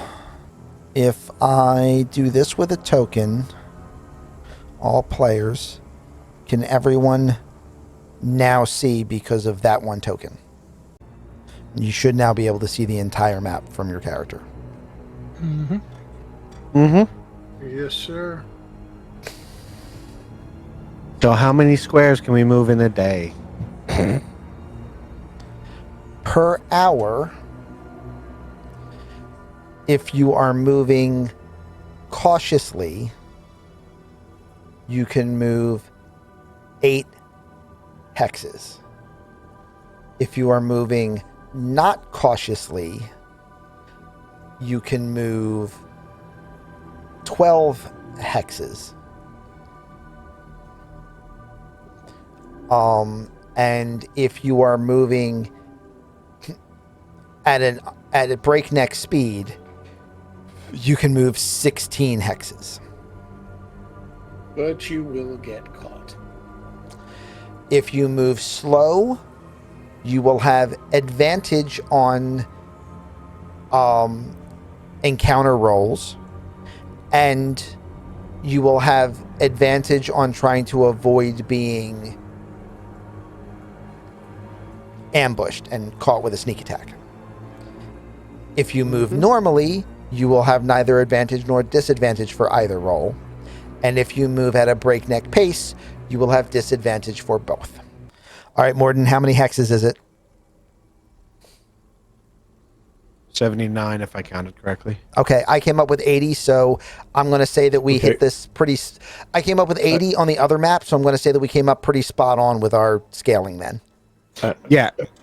I took the footpath and came out with 48.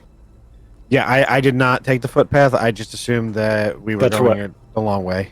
That's why I took the footpath. Figured we could... Yep.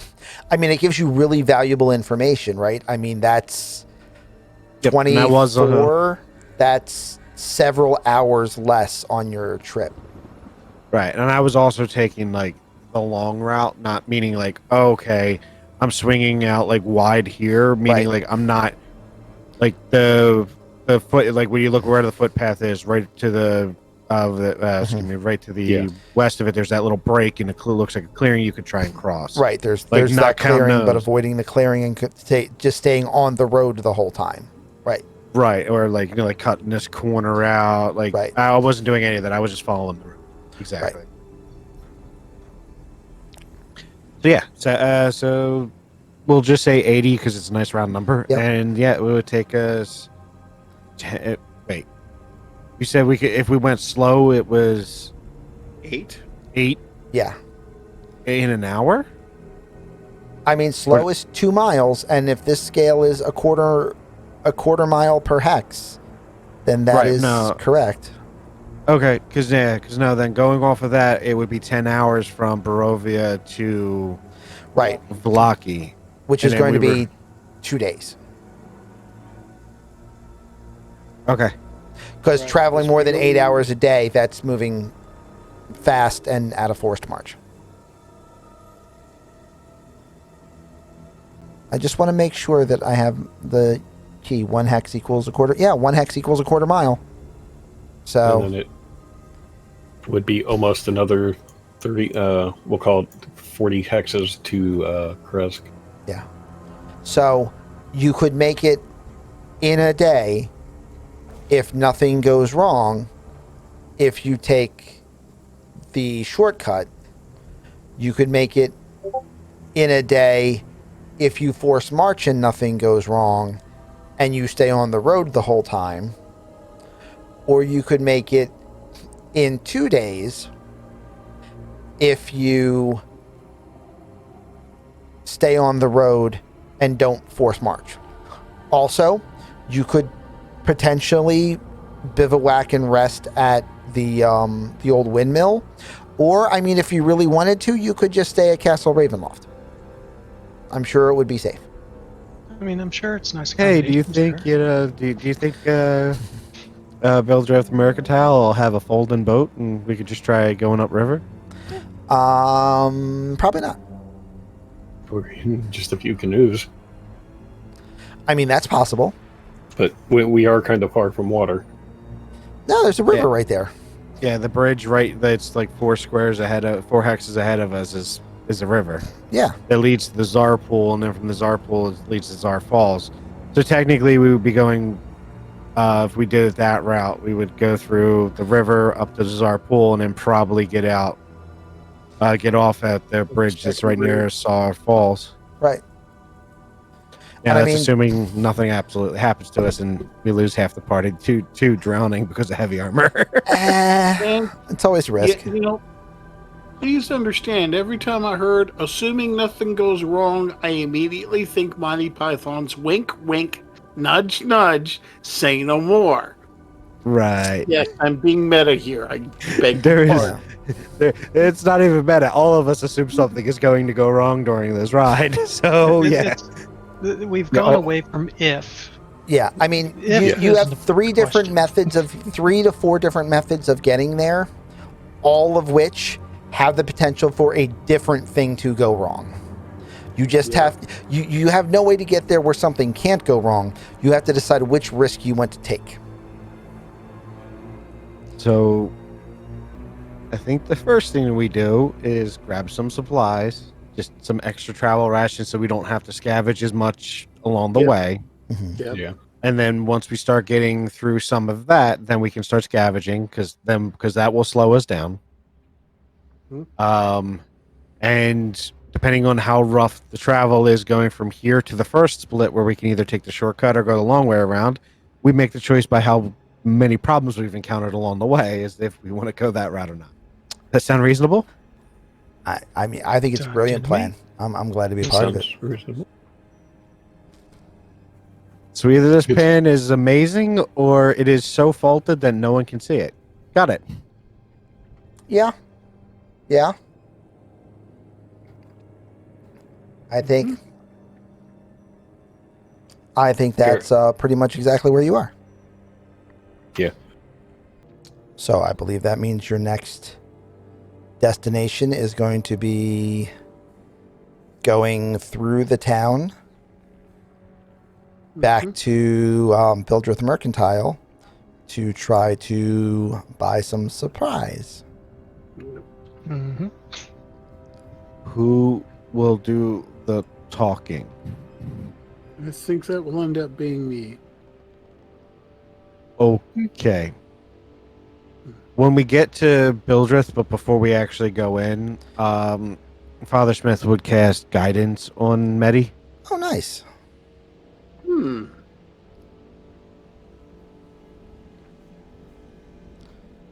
So,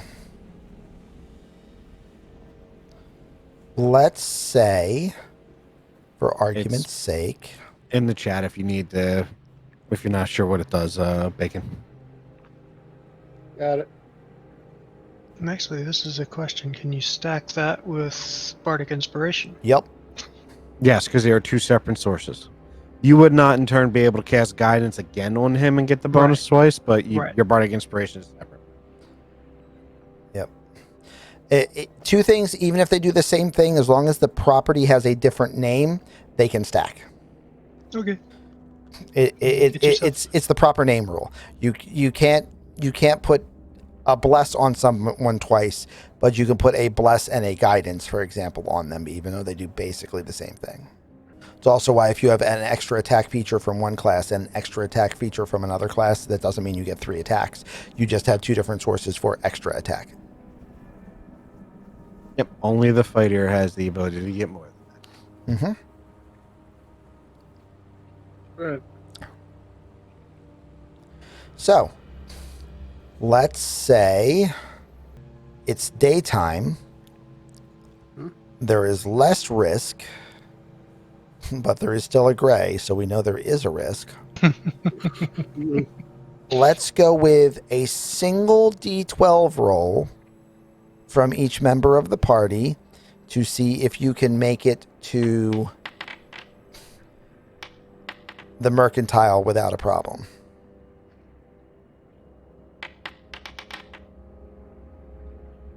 Gray, you almost did it again. Gray doing gray things. Hey, Medi rolled a 12. Medi rolled a 12. You rolled a 12. Oh, good. One of these days, I'll have a moment and I'll actually create the Father Smith voice in my voice changer, just so I don't have to try and. But you're doing so good without the voice changer. I'm impressed. I'm trying to keep it consistent, and it's not working for me. At least not in my head. Okay, so Mm.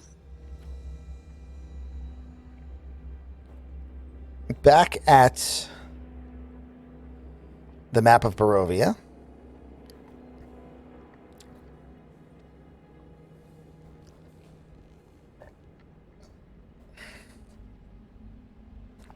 When you guys get, because you rolled a 12, which means technically you still get an encounter. It just means that it's a positive encounter, not a negative encounter.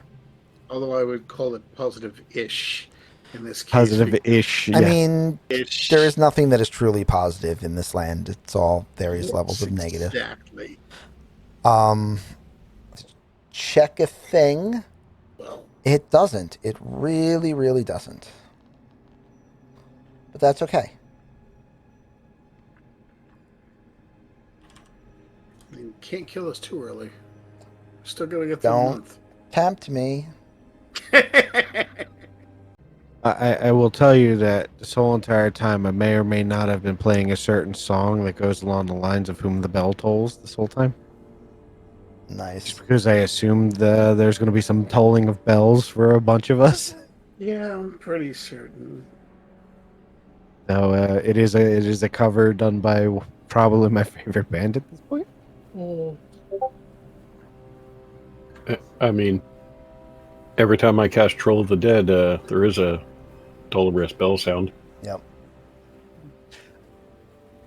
You know, when I get another level, assuming I don't die during that, I might actually get Troll the Dead, or I might get something different. Because I get access to another cantrip, so I might actually take one that's at range this time. Or I might just do something extremely effective, like take Mend. Why would you do something like that? Because he is a cleric of smiths, and Mend would make sense for him. Oh, your weapon is broken. Okay, cast Mend, so I don't have to waste my time battering it back into place. And this is a completely accurate statement. Having said that, why would you do something that makes sense? But makes sense. A +1 to bacon. Well, that's nice. Oh, who gave me a +1? Rose gave you a +1. Oh, good. All right. So, as you are approaching the square, you hear music.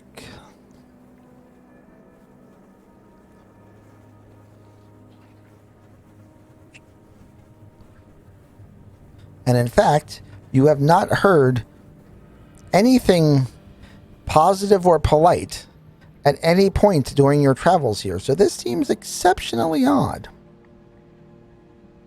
Like, what kind of music? Any of that newfangled stuff, is it? It's just like a Slavic folk song being played on a series of stringed instruments. Hmm.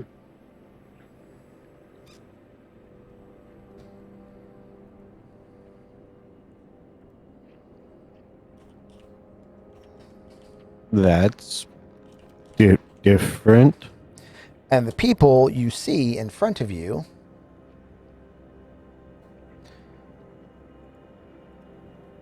are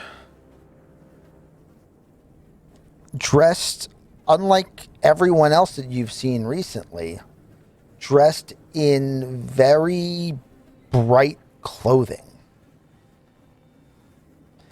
They don't all have the same bright clothing on. I just only wanted to make a male and a female counter. I didn't want to make 60 Vistani counters. The father mentioned the Visonti.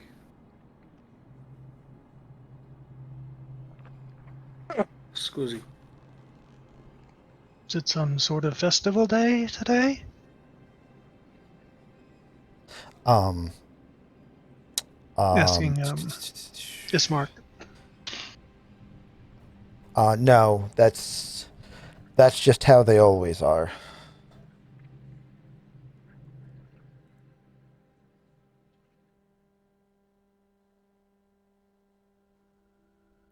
Are they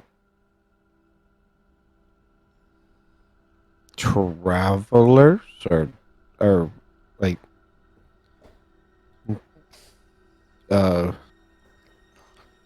sorry, words are hard. Words are hard. Are they travelers and not from around here?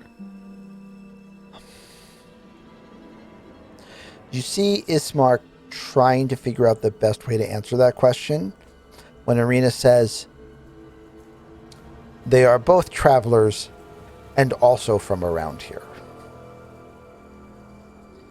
They are unique in Barovia.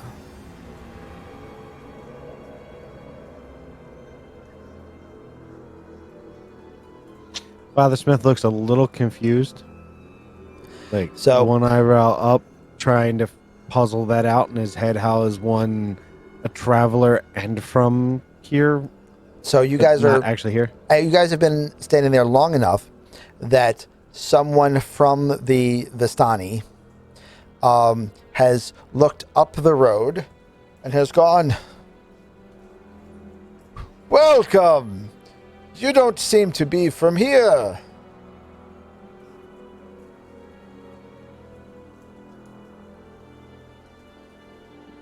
That is From true. everything I understand, you are from here, but not. Oh, yes, we are. Come. And there's about 20 of them. And they have like 5 wagons. Oh, I don't like that. I don't like that at all. Twitch, don't do that. Did you You're see? looking okay for me? No, it's apparently there's a new pop-up that is going to put up every, I guess, 3 hours, or however long we've been up, where they say, Now would be a good time to remind your viewers to follow your channel. And I'm like, don't give me don't tell me how to drive. Oh, lovely. Stop backseat driving. Right? Okay. But that's where the steering wheel is after I took it off. Well, that's your problem. Oh, okay. So, I am in fact, and the man speaking is a large, rotund, Small man next to me. Healthy. like very like John Rhys Davies style build, but not in dwarf form. She's right stockpile. I agree.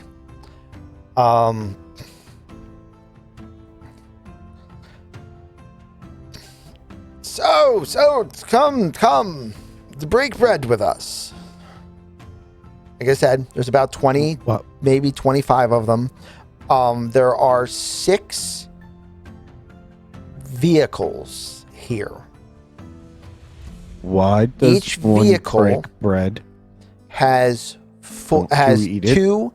two-wheeled axles, and is pulled by a single draft horse.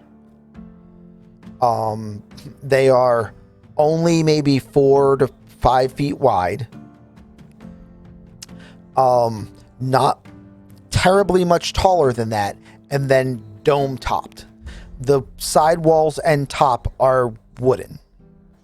And there's a small staircase off the back end of the vehicle that comes to about a foot off the ground.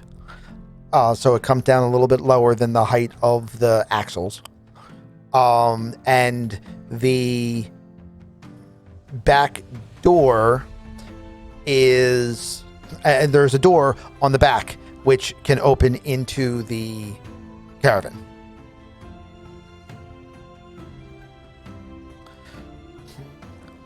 Break bread, of course. He literally has a loaf of bread and tears it in half and goes, "Here, have some." Father Smith will, like, if he tosses it to him, Father Smith will attempt to catch it. He is not the most dexterous person. Assuming he does, he looks at him and goes, No, he doesn't throw it. He literally just holds it arm outstretched. "Thank you."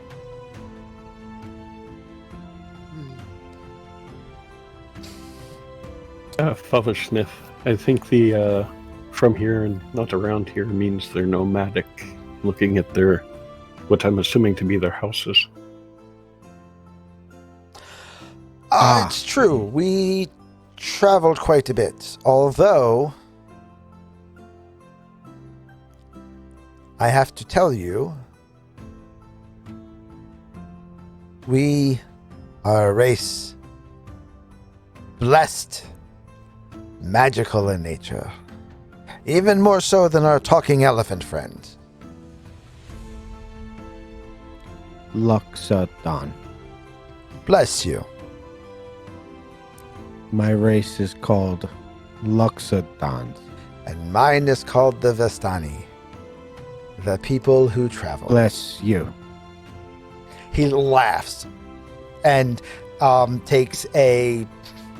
grabs a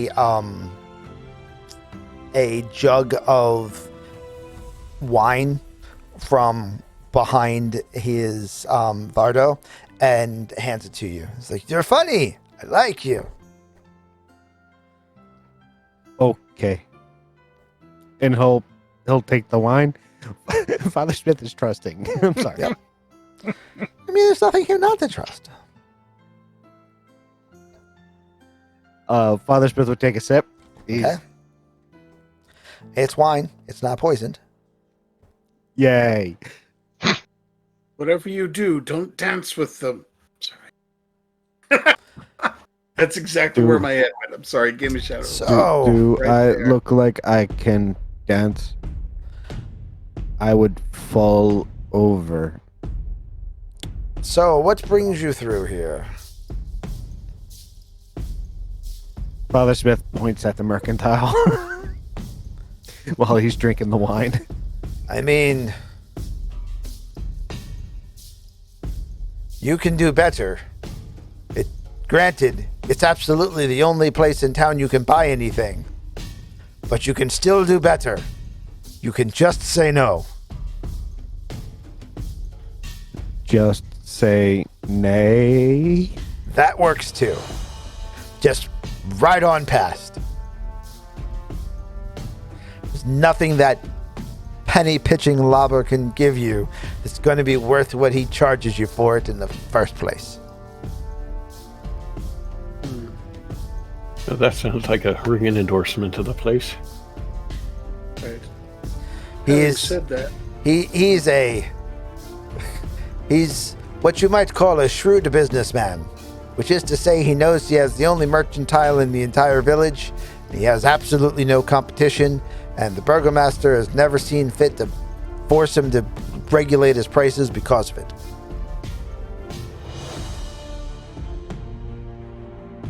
having said that, Father Smith kind of looks at Ismail and Arena with that statement. Ismail's just like,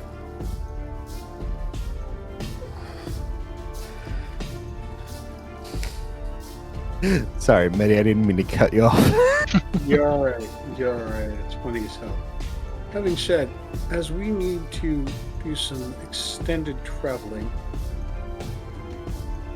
and our Vistani friends here might be able to give us some information, or might be willing to do a little bit of trading. or trading for information. Anything's possible. I got out the glamour weave. Wow, you are going to get so much better of a price on that from a Vistani than you are from Beldrath. I didn't think of that. Shit. Yeah. Because all of their colored clothes can suddenly become whatever they want. They're going to love this item. Yeah. In my head, their mortal weakness. Yeah. It's Their mortal pretty. weakness, all of the vein they can have in one set of clothes. I mean, it just, oh, wait a minute. Just don't forget you got the guidance casted on you. Right. And inspiration. And There you go. And And a Bardic Inspiration Rose die. give me a +1 as well. All right, so you have Guidance, a Bardic Inspiration die should you choose to use it, but you don't have to because you can call that at any time. And a +1 from Rose, which will go off on your next die roll.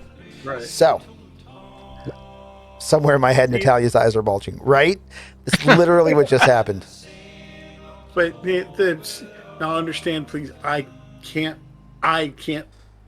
carry out the conversation right now because my brain just is not working. Mm-hmm. But the idea would be, without going into too many specifics because that would be a bad idea, but we need to get to, Balaki. thank you. There are a couple of different routes that we know of. We'd like to try to get there with as little difficulty as possible in as little time as possible. Keeping in Oh, mind that's we're easy all then. Fly. At which point you hear laughter from about half of the Vistani. We are grounded, unfortunately. As he see. stamps his feet.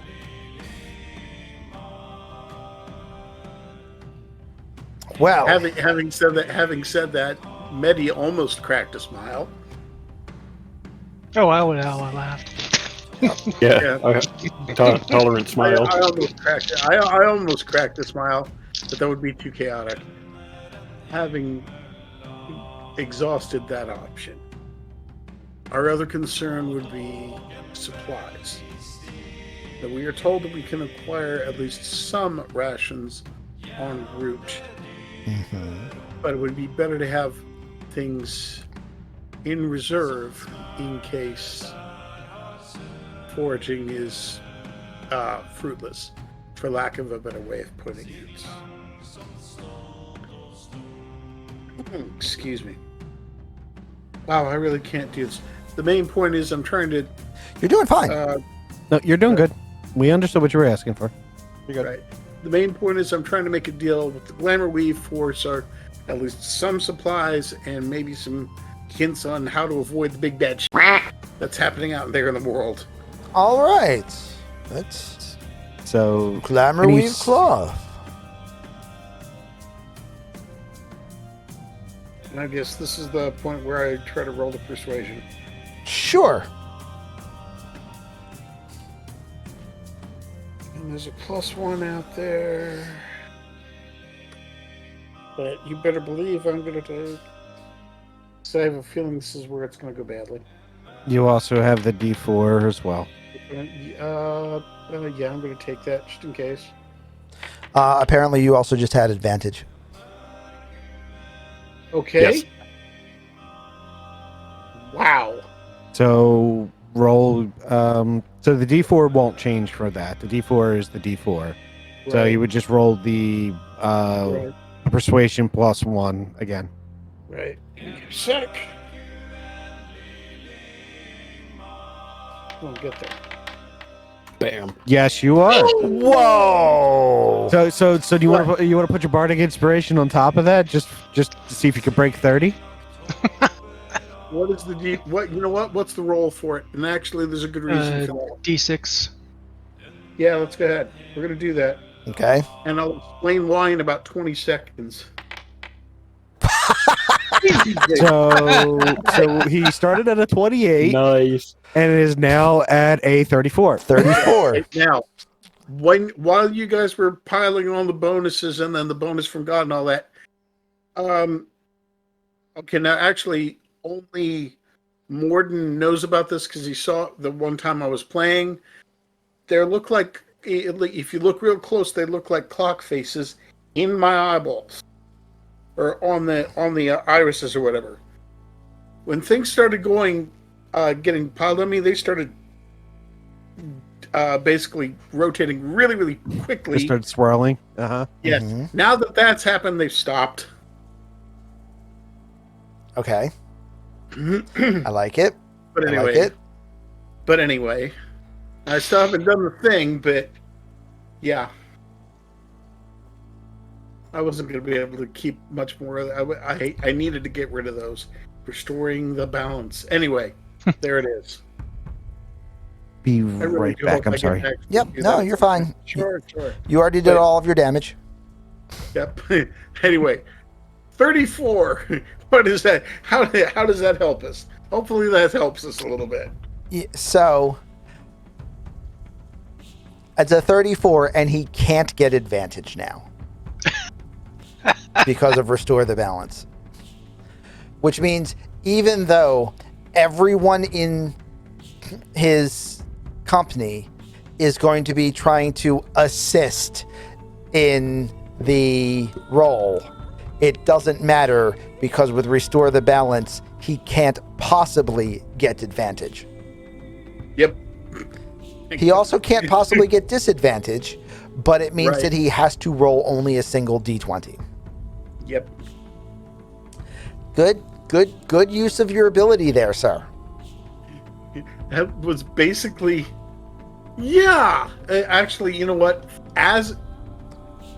Since I haven't actually officially marked it, and I don't know if he actually did it, but I'm going to mark one off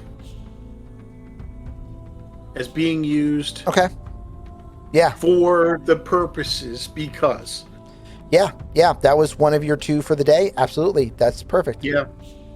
People start, people start trying to give him the thing. They're like, nope. Nope. Look over here. Look over here. Look over here. Yep. Okay. It's imbalanced enough. I'm getting rid of all of mine. You can't have it. All right. So you have beaten him by more than double his score. I'm beating him by 19. Thanks, everybody. I feel a little better now. Seriously. Anyway. Sorry. All right.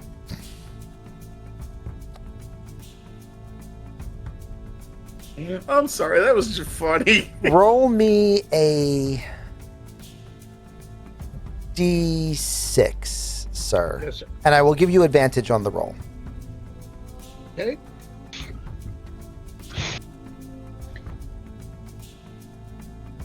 I don't know if it'll actually let me do that or not. Sorry. No, you just have to do it twice. Yep. Oh, yeah. Why? There we go. Okay. I mean, that's a mighty fine set of garbs you've got there, sir. I must say, it looks exactly my color. All of them.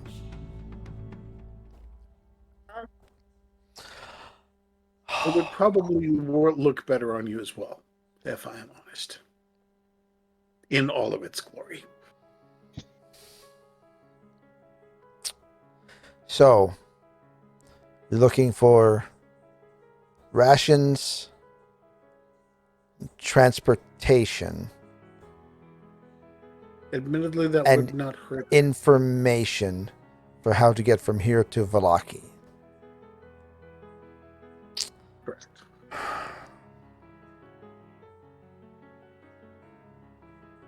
All right. Here's what I'm going to offer you.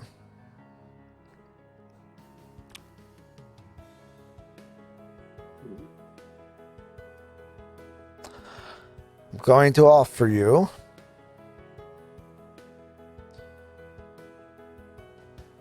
2 jugs of wine, a wheel of cheese, 2 loaves of only slightly stale bread, 3 pounds of jerk,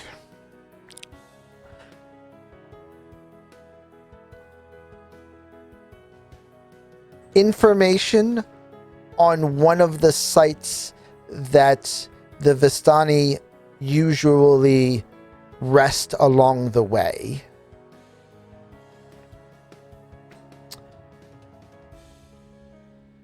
and 300 gold sovereigns. And that's my best offer. Wheel of cheese, 2 jugs of wine, 2 loaves of slightly stale bread, 3 pounds of jerk, a campsite, and 350 gold sovereigns. You can't get a penny more than that out of me.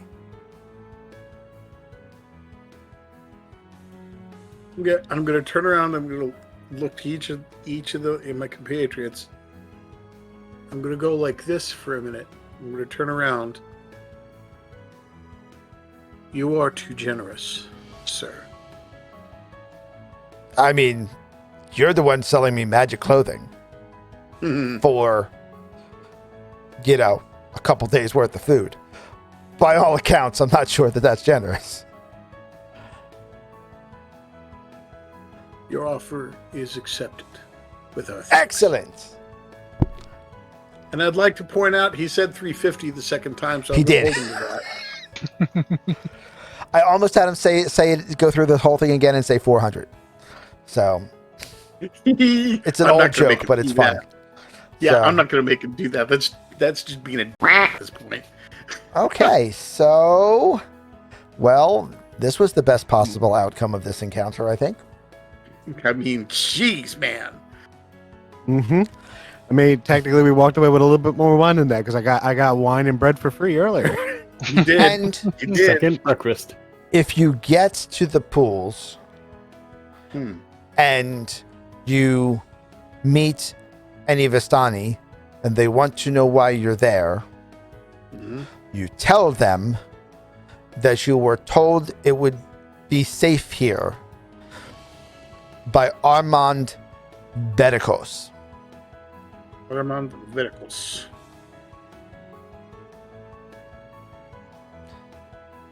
You bow to him and say, again, you are most generous. And if they have a problem with me telling you where it is, then they can come take that up with me. And I guarantee you, they don't want to do that.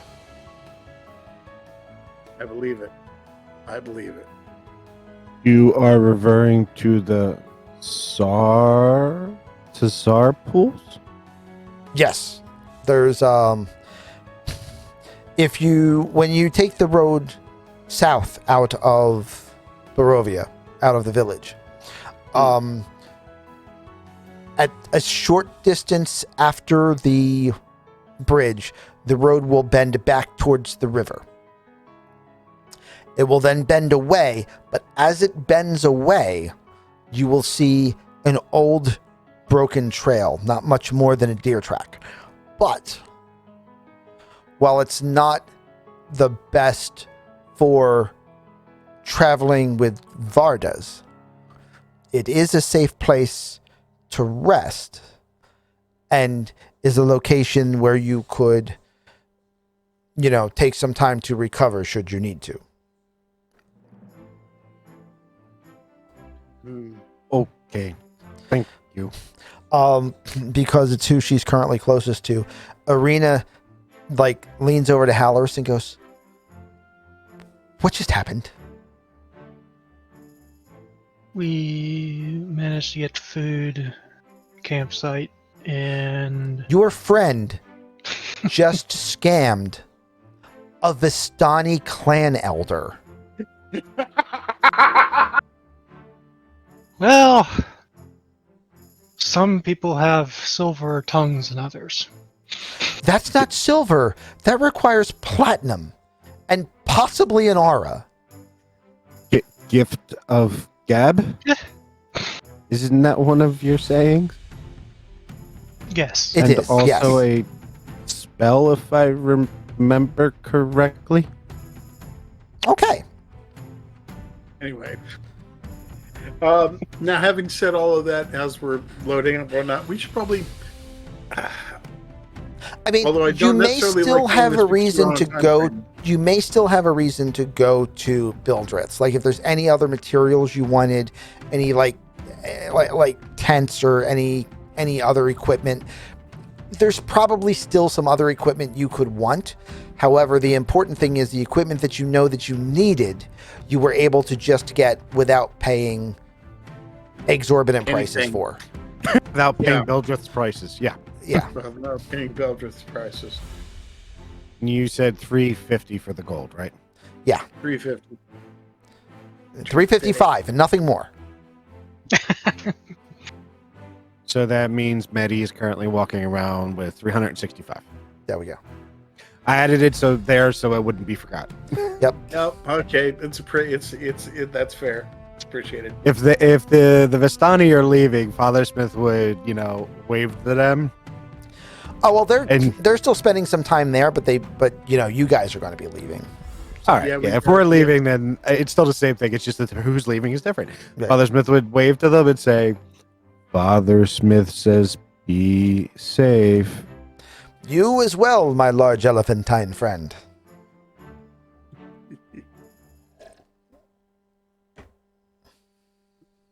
And once hopefully we get far enough away from the Vistani Okay. that I just absolutely scammed. Uh-huh.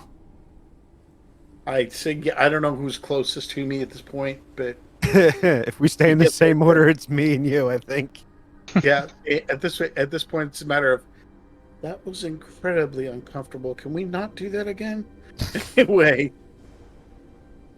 What? going to What did you do?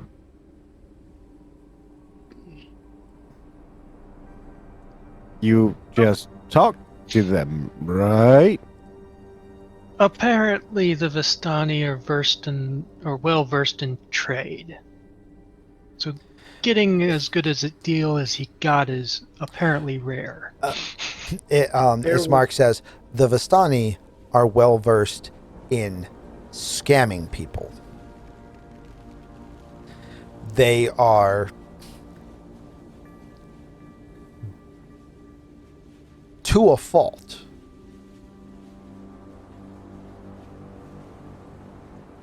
People this- who have no ties to anything but themselves, with the exception of the families that have a tie to and serve Strahd von Zarovich. Now, Bedikos is not one of those.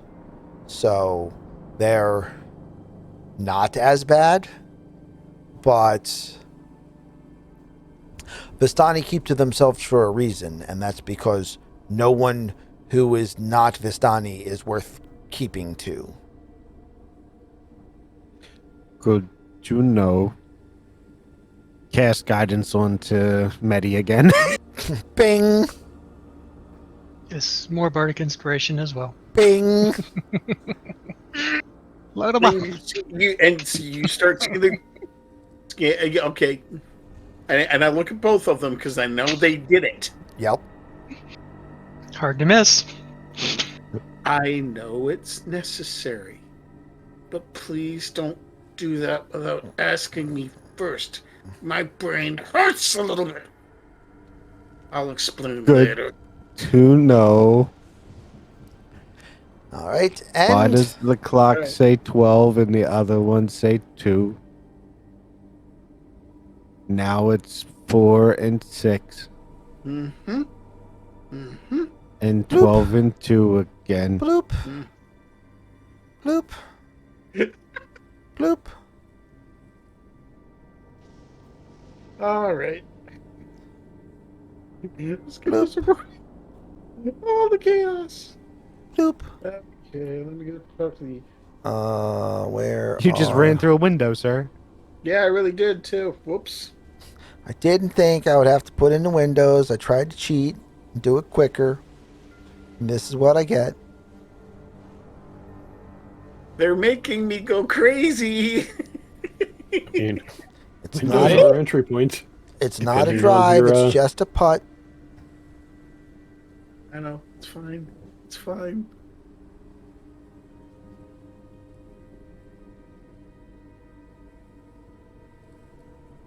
Medi is a clockwork soul, and unfortunately, we found the key that turns his, It spins Who his winds dials. him? Yep. You always got to keep your clocks wound, right? You're keeping them wound. That's for sure. Right. It's all about restoring the balance, guys. We are Anyway. restoring the balance. We're making sure that you're turned all the way to the point of, almost breaking, but you're not, so you're perfectly balanced. Okay. So, Oh, don't worry, the balance will swing soon enough. Mm-hmm. and now you are at Bildreth's. Okay. Go to door, knock on door as door is closed. You knock on door. I can never mind. And you hear, bolt, slider, barricade. Same thing as happened last time you were here. And the door opens. You see Bildreth Canterbury. He backs away so you can come in the door. Ladies And first. keep forgetting to do it this way. Don't stand on the table. There we go. So, good evening, gentlemen. He Hope it's is moving still. a man of moderate age. You have a feeling that he's not quite as old as he looks. He may have grayed early. He is definitely dressed a little bit better than your average Barovian while not being nearly as flamboyant as the Vistani. He still has a somewhat faded pallor that you've seen from almost everyone in town.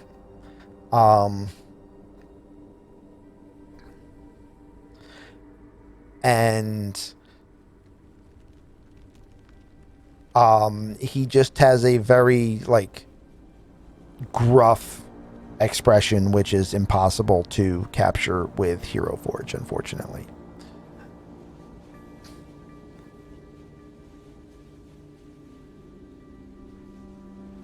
I wonder what view the players get. Is it top down like what we see? The players get this view. As you can see, the other rooms just disappeared.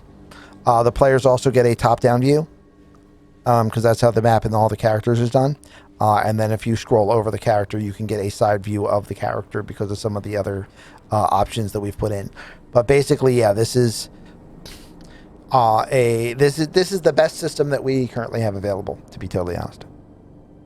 You know, it ain't bad for $50. You guys will occasionally see a little bit more because you're seeing mine. So, like, you can see the other areas of the map or what the walls look like, or, you know, you'll also see when something is invisible and on the map and stuff like that. The players don't. Yep. So, what brings you to my establishment?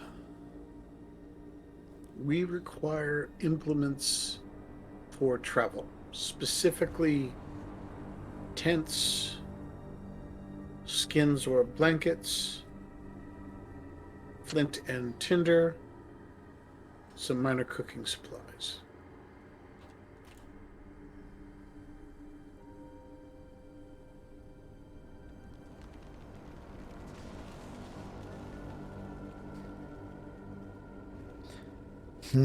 Father Smith would tap Medi on the shoulder and lean in and say, Father Smith has tinderbox.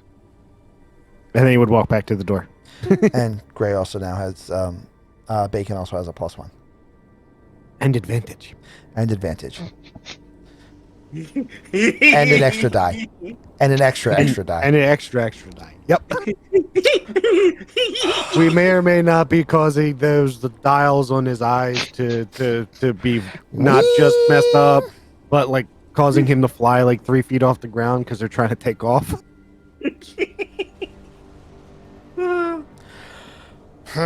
Well,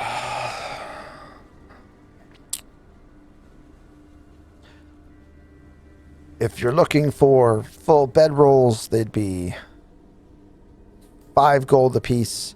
If you were looking for just blankets, they would be 2 gold apiece. As far as tenting, 10 gold for a 2-person tent. And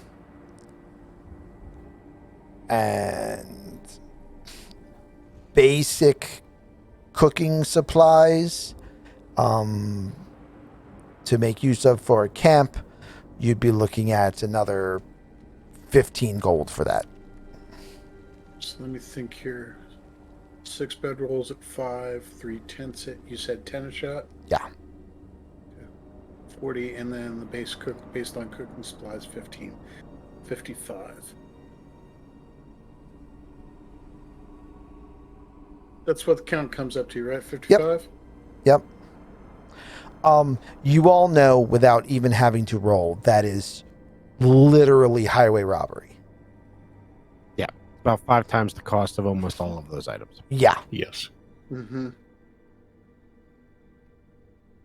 30 for the pack. Or for Enjoy the- your travels. For the kit. What was that? 30 for the kit. Persuasion, please. He wants to talk him through this.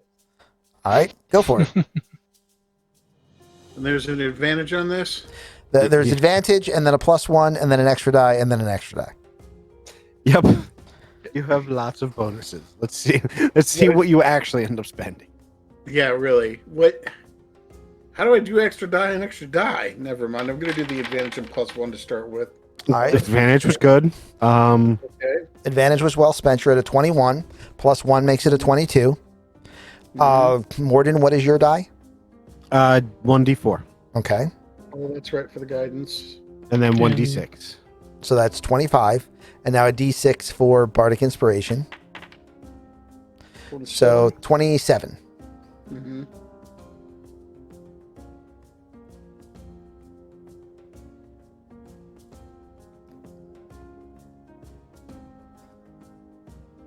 Now let's see what changes.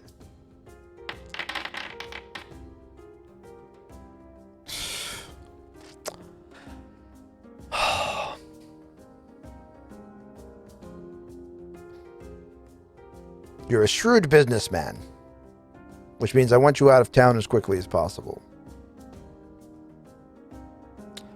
45. Someone is honest.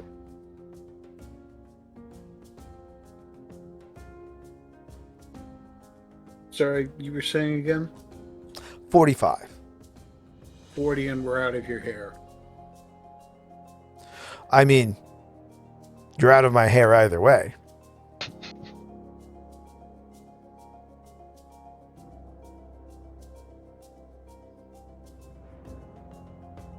I'll give this one to you. 45, done. Fair enough. This is that moment where Arena's probably staring at him again, like, again what? looks at Halloran and is like, Just go with it. Just go with it. Part of the gear. for the record, it specifically says in the encounter description that he does not lower his prices. Right. Like, we just rolled so ridiculously high that he doesn't want to deal with us. Right. All right. So for 45 gold. Which has been taken out of the kitty. Yeah. And I expect Morden is already putting all of this stuff onto your character. So I won't am bother. about to. Yep. Yep. Just, I will verify numbers once I actually get the items listing open. It was 6 bedrolls, 3 two-man tents, baseline camping supplies.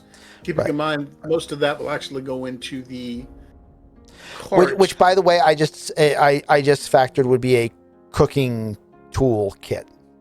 Yeah, that works. I mean, that's perfectly natural. Right. So a tent and 3 tents, 6 bedrolls, and cooking tools.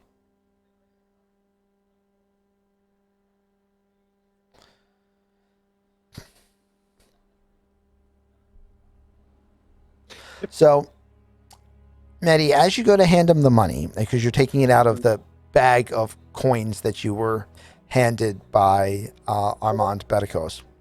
Yeah. You take a moment and look at the coins, and they're not coin of the realm for any realm that you're familiar with. Mm-hmm.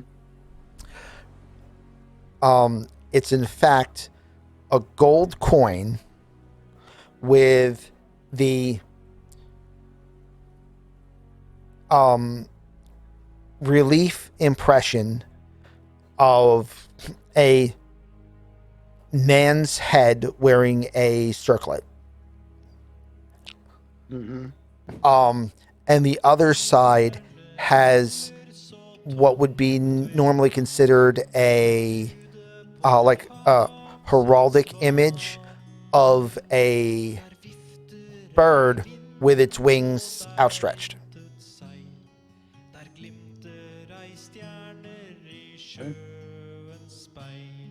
Medi.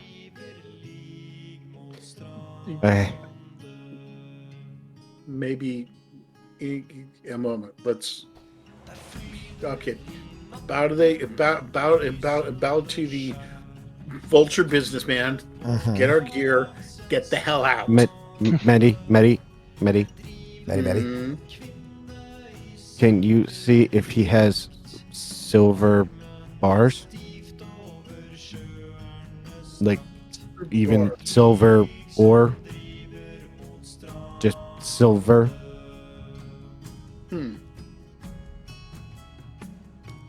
He'll hand you the 15 gold that he's got. If we can get any, it would be helpful for later. Yeah, I'm assuming he actually heard that. Silver ore or bar, that I don't have. I don't get much call for it around here, unfortunately. Okay. Do you have anything made of silver?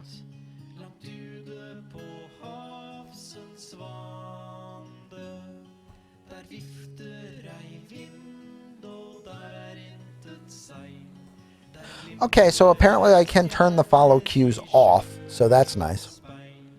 No. No, I'm afraid I don't. Okay. Money probably safer with you, Medi. For now. No. I wonder if Second's trying to figure out why I was asking. I just good figure thing for a you know couple there's reasons. werewolves coming. Yeah. The other thing is that every day I can make a item that's worth 100 gold or less, and if it's to be a specific metal, I need to have part of that metal on me. Right. So then I could sit here and make a silver warhammer. Yeah, out of Or just a silver silver mace. ore. Right. Yep. Technically, Just gotta doesn't get my even need hands- to be smelted yet. Just raw ore. Nope. Doesn't require. All it has to be is the metal. Yep. That's all I need. So a silver coin would work. Yes, as long as I can keep it under 100 gold, the item under 100 gold, I can make it. I fish a gold coin out to my out of my pouch. He I need to have enough of it Yeah. to make it. like per silver coin, he could probably make arrowheads, but that would be about it. Yeah, I would need Yeah, it's what, 50 to a pound or something like that. roughly, yeah. Basically, if I get enough silver coinage, I could technically make a sleeve, for lack of a better word. Like I could do it a silver engraving onto an item. Right. Just to try and give it the silver property, but that just falls under the purview of like a way the DM wants to I run would it. assume that it would take you, let's say, 500 silver coins. I'll give you an arrow per or a quarrel per, but let's assume 500 silver coins, which would be to say the equivalent of 50 gold worth, to make either a sword or a weapon head for a blunt weapon. Okay.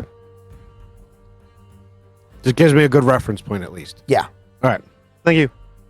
It was just one of those random things where I just thought about it. So And we're assuming maybe he did. long sword or long weapon head and in that number. So like maybe for a dagger, only 200, maybe for a short sword, 300, maybe for a set of brass knuckles, 120, like, you know, but it gives you some benchmarks to work with. Yeah, I just like speaking of brass knuckles, I just need to get a couple like 120 to make a trunk plate, right? Yeah, oddly enough. Swap. Anyway, bad jokes aside now. Well, I mean, it's The- nice to know that you'll take care of our extra coin problem. Right? Right. Killed a werewolf with a sling, a distraction, and 5 silver coins. The distraction was not happy about being mauled. I mean, that's reasonable. Fair enough. They Time lived. to go. Time to go. Time to go. Father Smith says, "Be safe," as he leaves. Okay. Just in to say hi, then head to bed. Hi, Brufros. Good night, Brufros. Bro. Okay. And as we all gather outside, in this case, I will allow the chaos because I do not like that man. Nobody does. And said, in future, please warn me before you do that. How far in Guidance advance? is instantaneous. Okay. So, you now have a little bit of information about the area, Mm-hmm. and you have all of your travel supplies, and you have your 2 NPCs. What time of day is it? It is right now. You would have woken up early and then spent an hour doing the burial, a little bit Right. more time after that at the church. So figure all of that was done by 10. let's say, from the church to out of town and Bildrath's and spending time with the Vistani is like another hour. So let's say it's around 11 a.m. Would you like to try your first hour of travel and then see what happens? Or do we stop here and when next we play the game, we just start from doing the Indiana Jones travel map? Positive encounter sometime tonight in my name. Positive encounter, definitely. In your name, definitely. Tonight, likely not, because we're kind of near the end of the night. But I will add that one to the encounter list. That is a good minor. Which is effectively a free roll of a 12 or a free roll of a max for a random encounter. So, do we think we could get to the pools if we left now? We were moving 8 every hour, so I think we would get to about the bend here. Yeah, you get to the bend. 2. You will get there in about 2.5 hours, assuming no complications. Do you want to go for it? Yeah, You know what? Wait, should we try to at least get to the pools? Yeah, Or we won't resolve what at happens least- if you get to the pools, but we'll see. Yeah, getting to Yeah, the let's pools. try and get there. I mean, I can get. unless someone has a timetable on it. No, I have off tomorrow. I'm okay. I'm good. I'm kind of wired right now because divine intervention decided to dump good shit. All the bad shit's happened all this week. All right. I wouldn't Thank you, exactly folks. call myself divine. Thank you. So that location is where the players currently are. Actually, you know what I'm going to do just to make this easier? You guys can all see the map entirely from here. So what I'm going to do is let me just do a...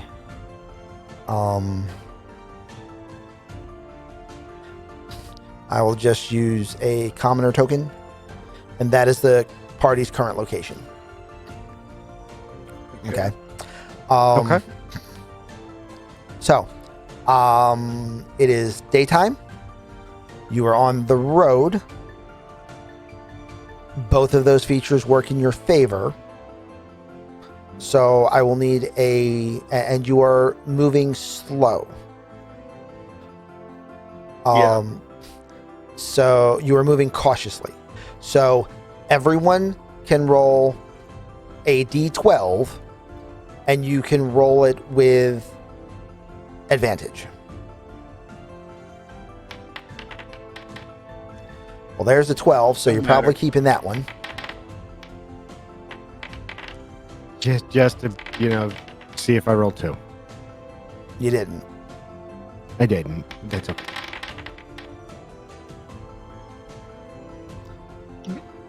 Okay, Oops.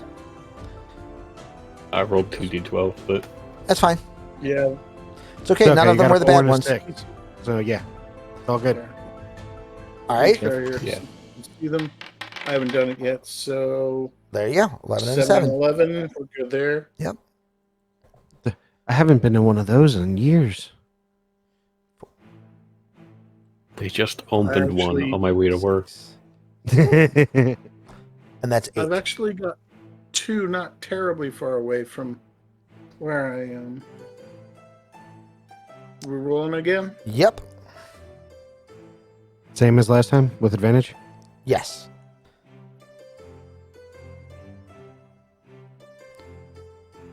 Alright, I'll go first. Or not. 5 and 8. 8 and 6. We're okay so far. Both are good. Amazingly, No one so far. you guys are going to... I am going to give you the option to either have the positive encounter that Father Smith rolled and then have to roll one more time to finish getting there, or the positive encounter that Father Smith rolled was you guys can travel for a half hour without checking, and then you'll make it there. I mean, I'm okay with the not having to roll to see if something goes wrong. Yeah, Yeah. That's pretty much what it it is. It's do you want to not have to roll for bad things happening? Let's roll. Let us not roll for bad things happening. Okay. If we're all Or in at least, agreement. or at least Gray not roll for bad. Yeah, I was gonna say Yeah. let's see what. Yes, exactly. Great. Do me a favor and just Yes, roll. sir. Just roll. Yeah, I was just about to say that. Okay. Whoa. Damn You got it close. You got close enough to make us all have to sit there and wince for a second. Yeah, I was actually setting up to roll it, and I was gonna say just to see. Just to see. Just to see what happens. But of course, you realize since the roll didn't matter, I didn't roll a 1. Right. True. Right. That's how it works. Which means the next roll will be a 1. And we're gonna get nothing but ones next time. All right. So what? That puts us about here. Yes. Yeah, that's gonna put you guys right there. Cool. Nice. And I'm just trying to find the Dice roll is great proofing. I love it. That's your shirt right there. No die roll is great proof. That's your shirt.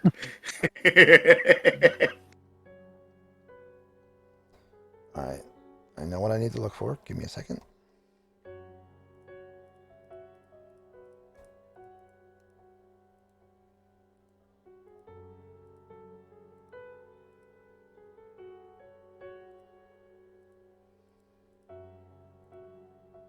I think that would be more along the lines of a shirt for me.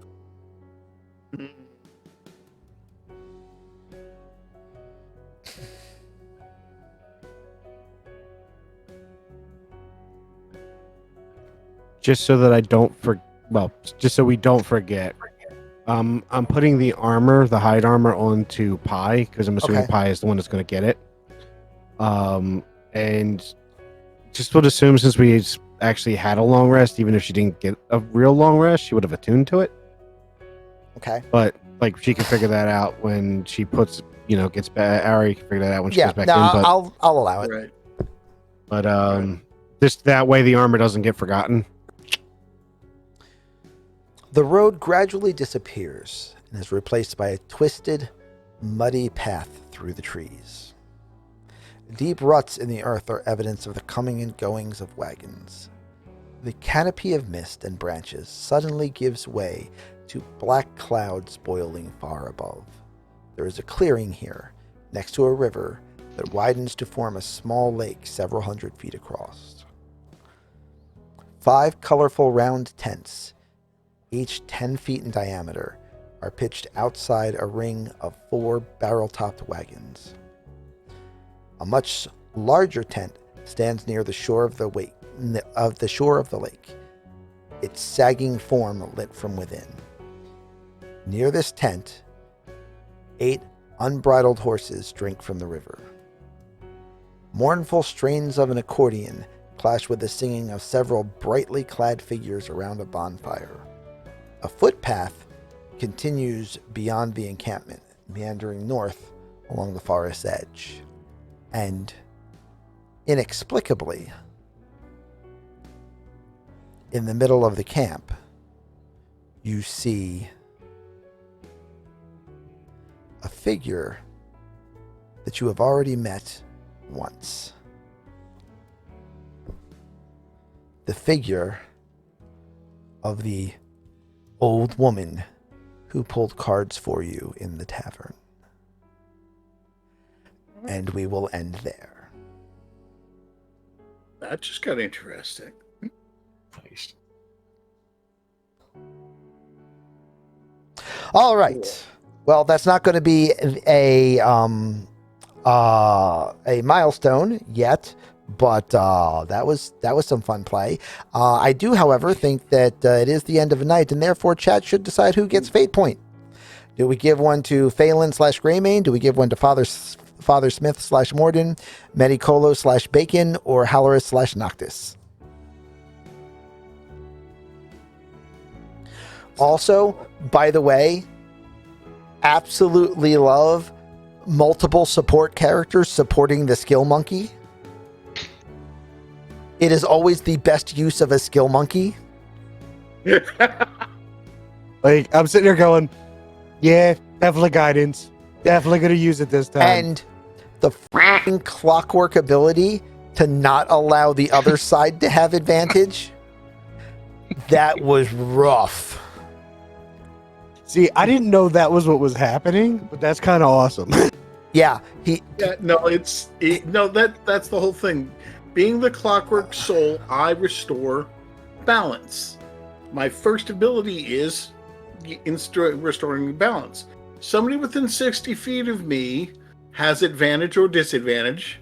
I can say nope, and you only roll the standard.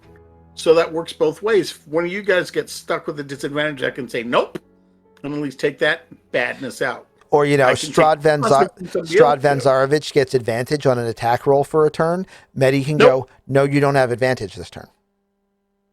That's hilarious. I mean, I can only use it a couple, 3 times for long rest, but still, it's similar to the Diviner's ability. It's similar to the Diviner's ability in that it can force rolls, but it works differently in that it doesn't force a specific number on a die. It instead enforces only a single die. Right. Now, where things get really crazy is when you have a Clockwork and a Diviner who both decide to screw somebody that has advantage and a ton of bonuses, and they go, no, you only get 1 die. Oh, and by the way, it's a 3.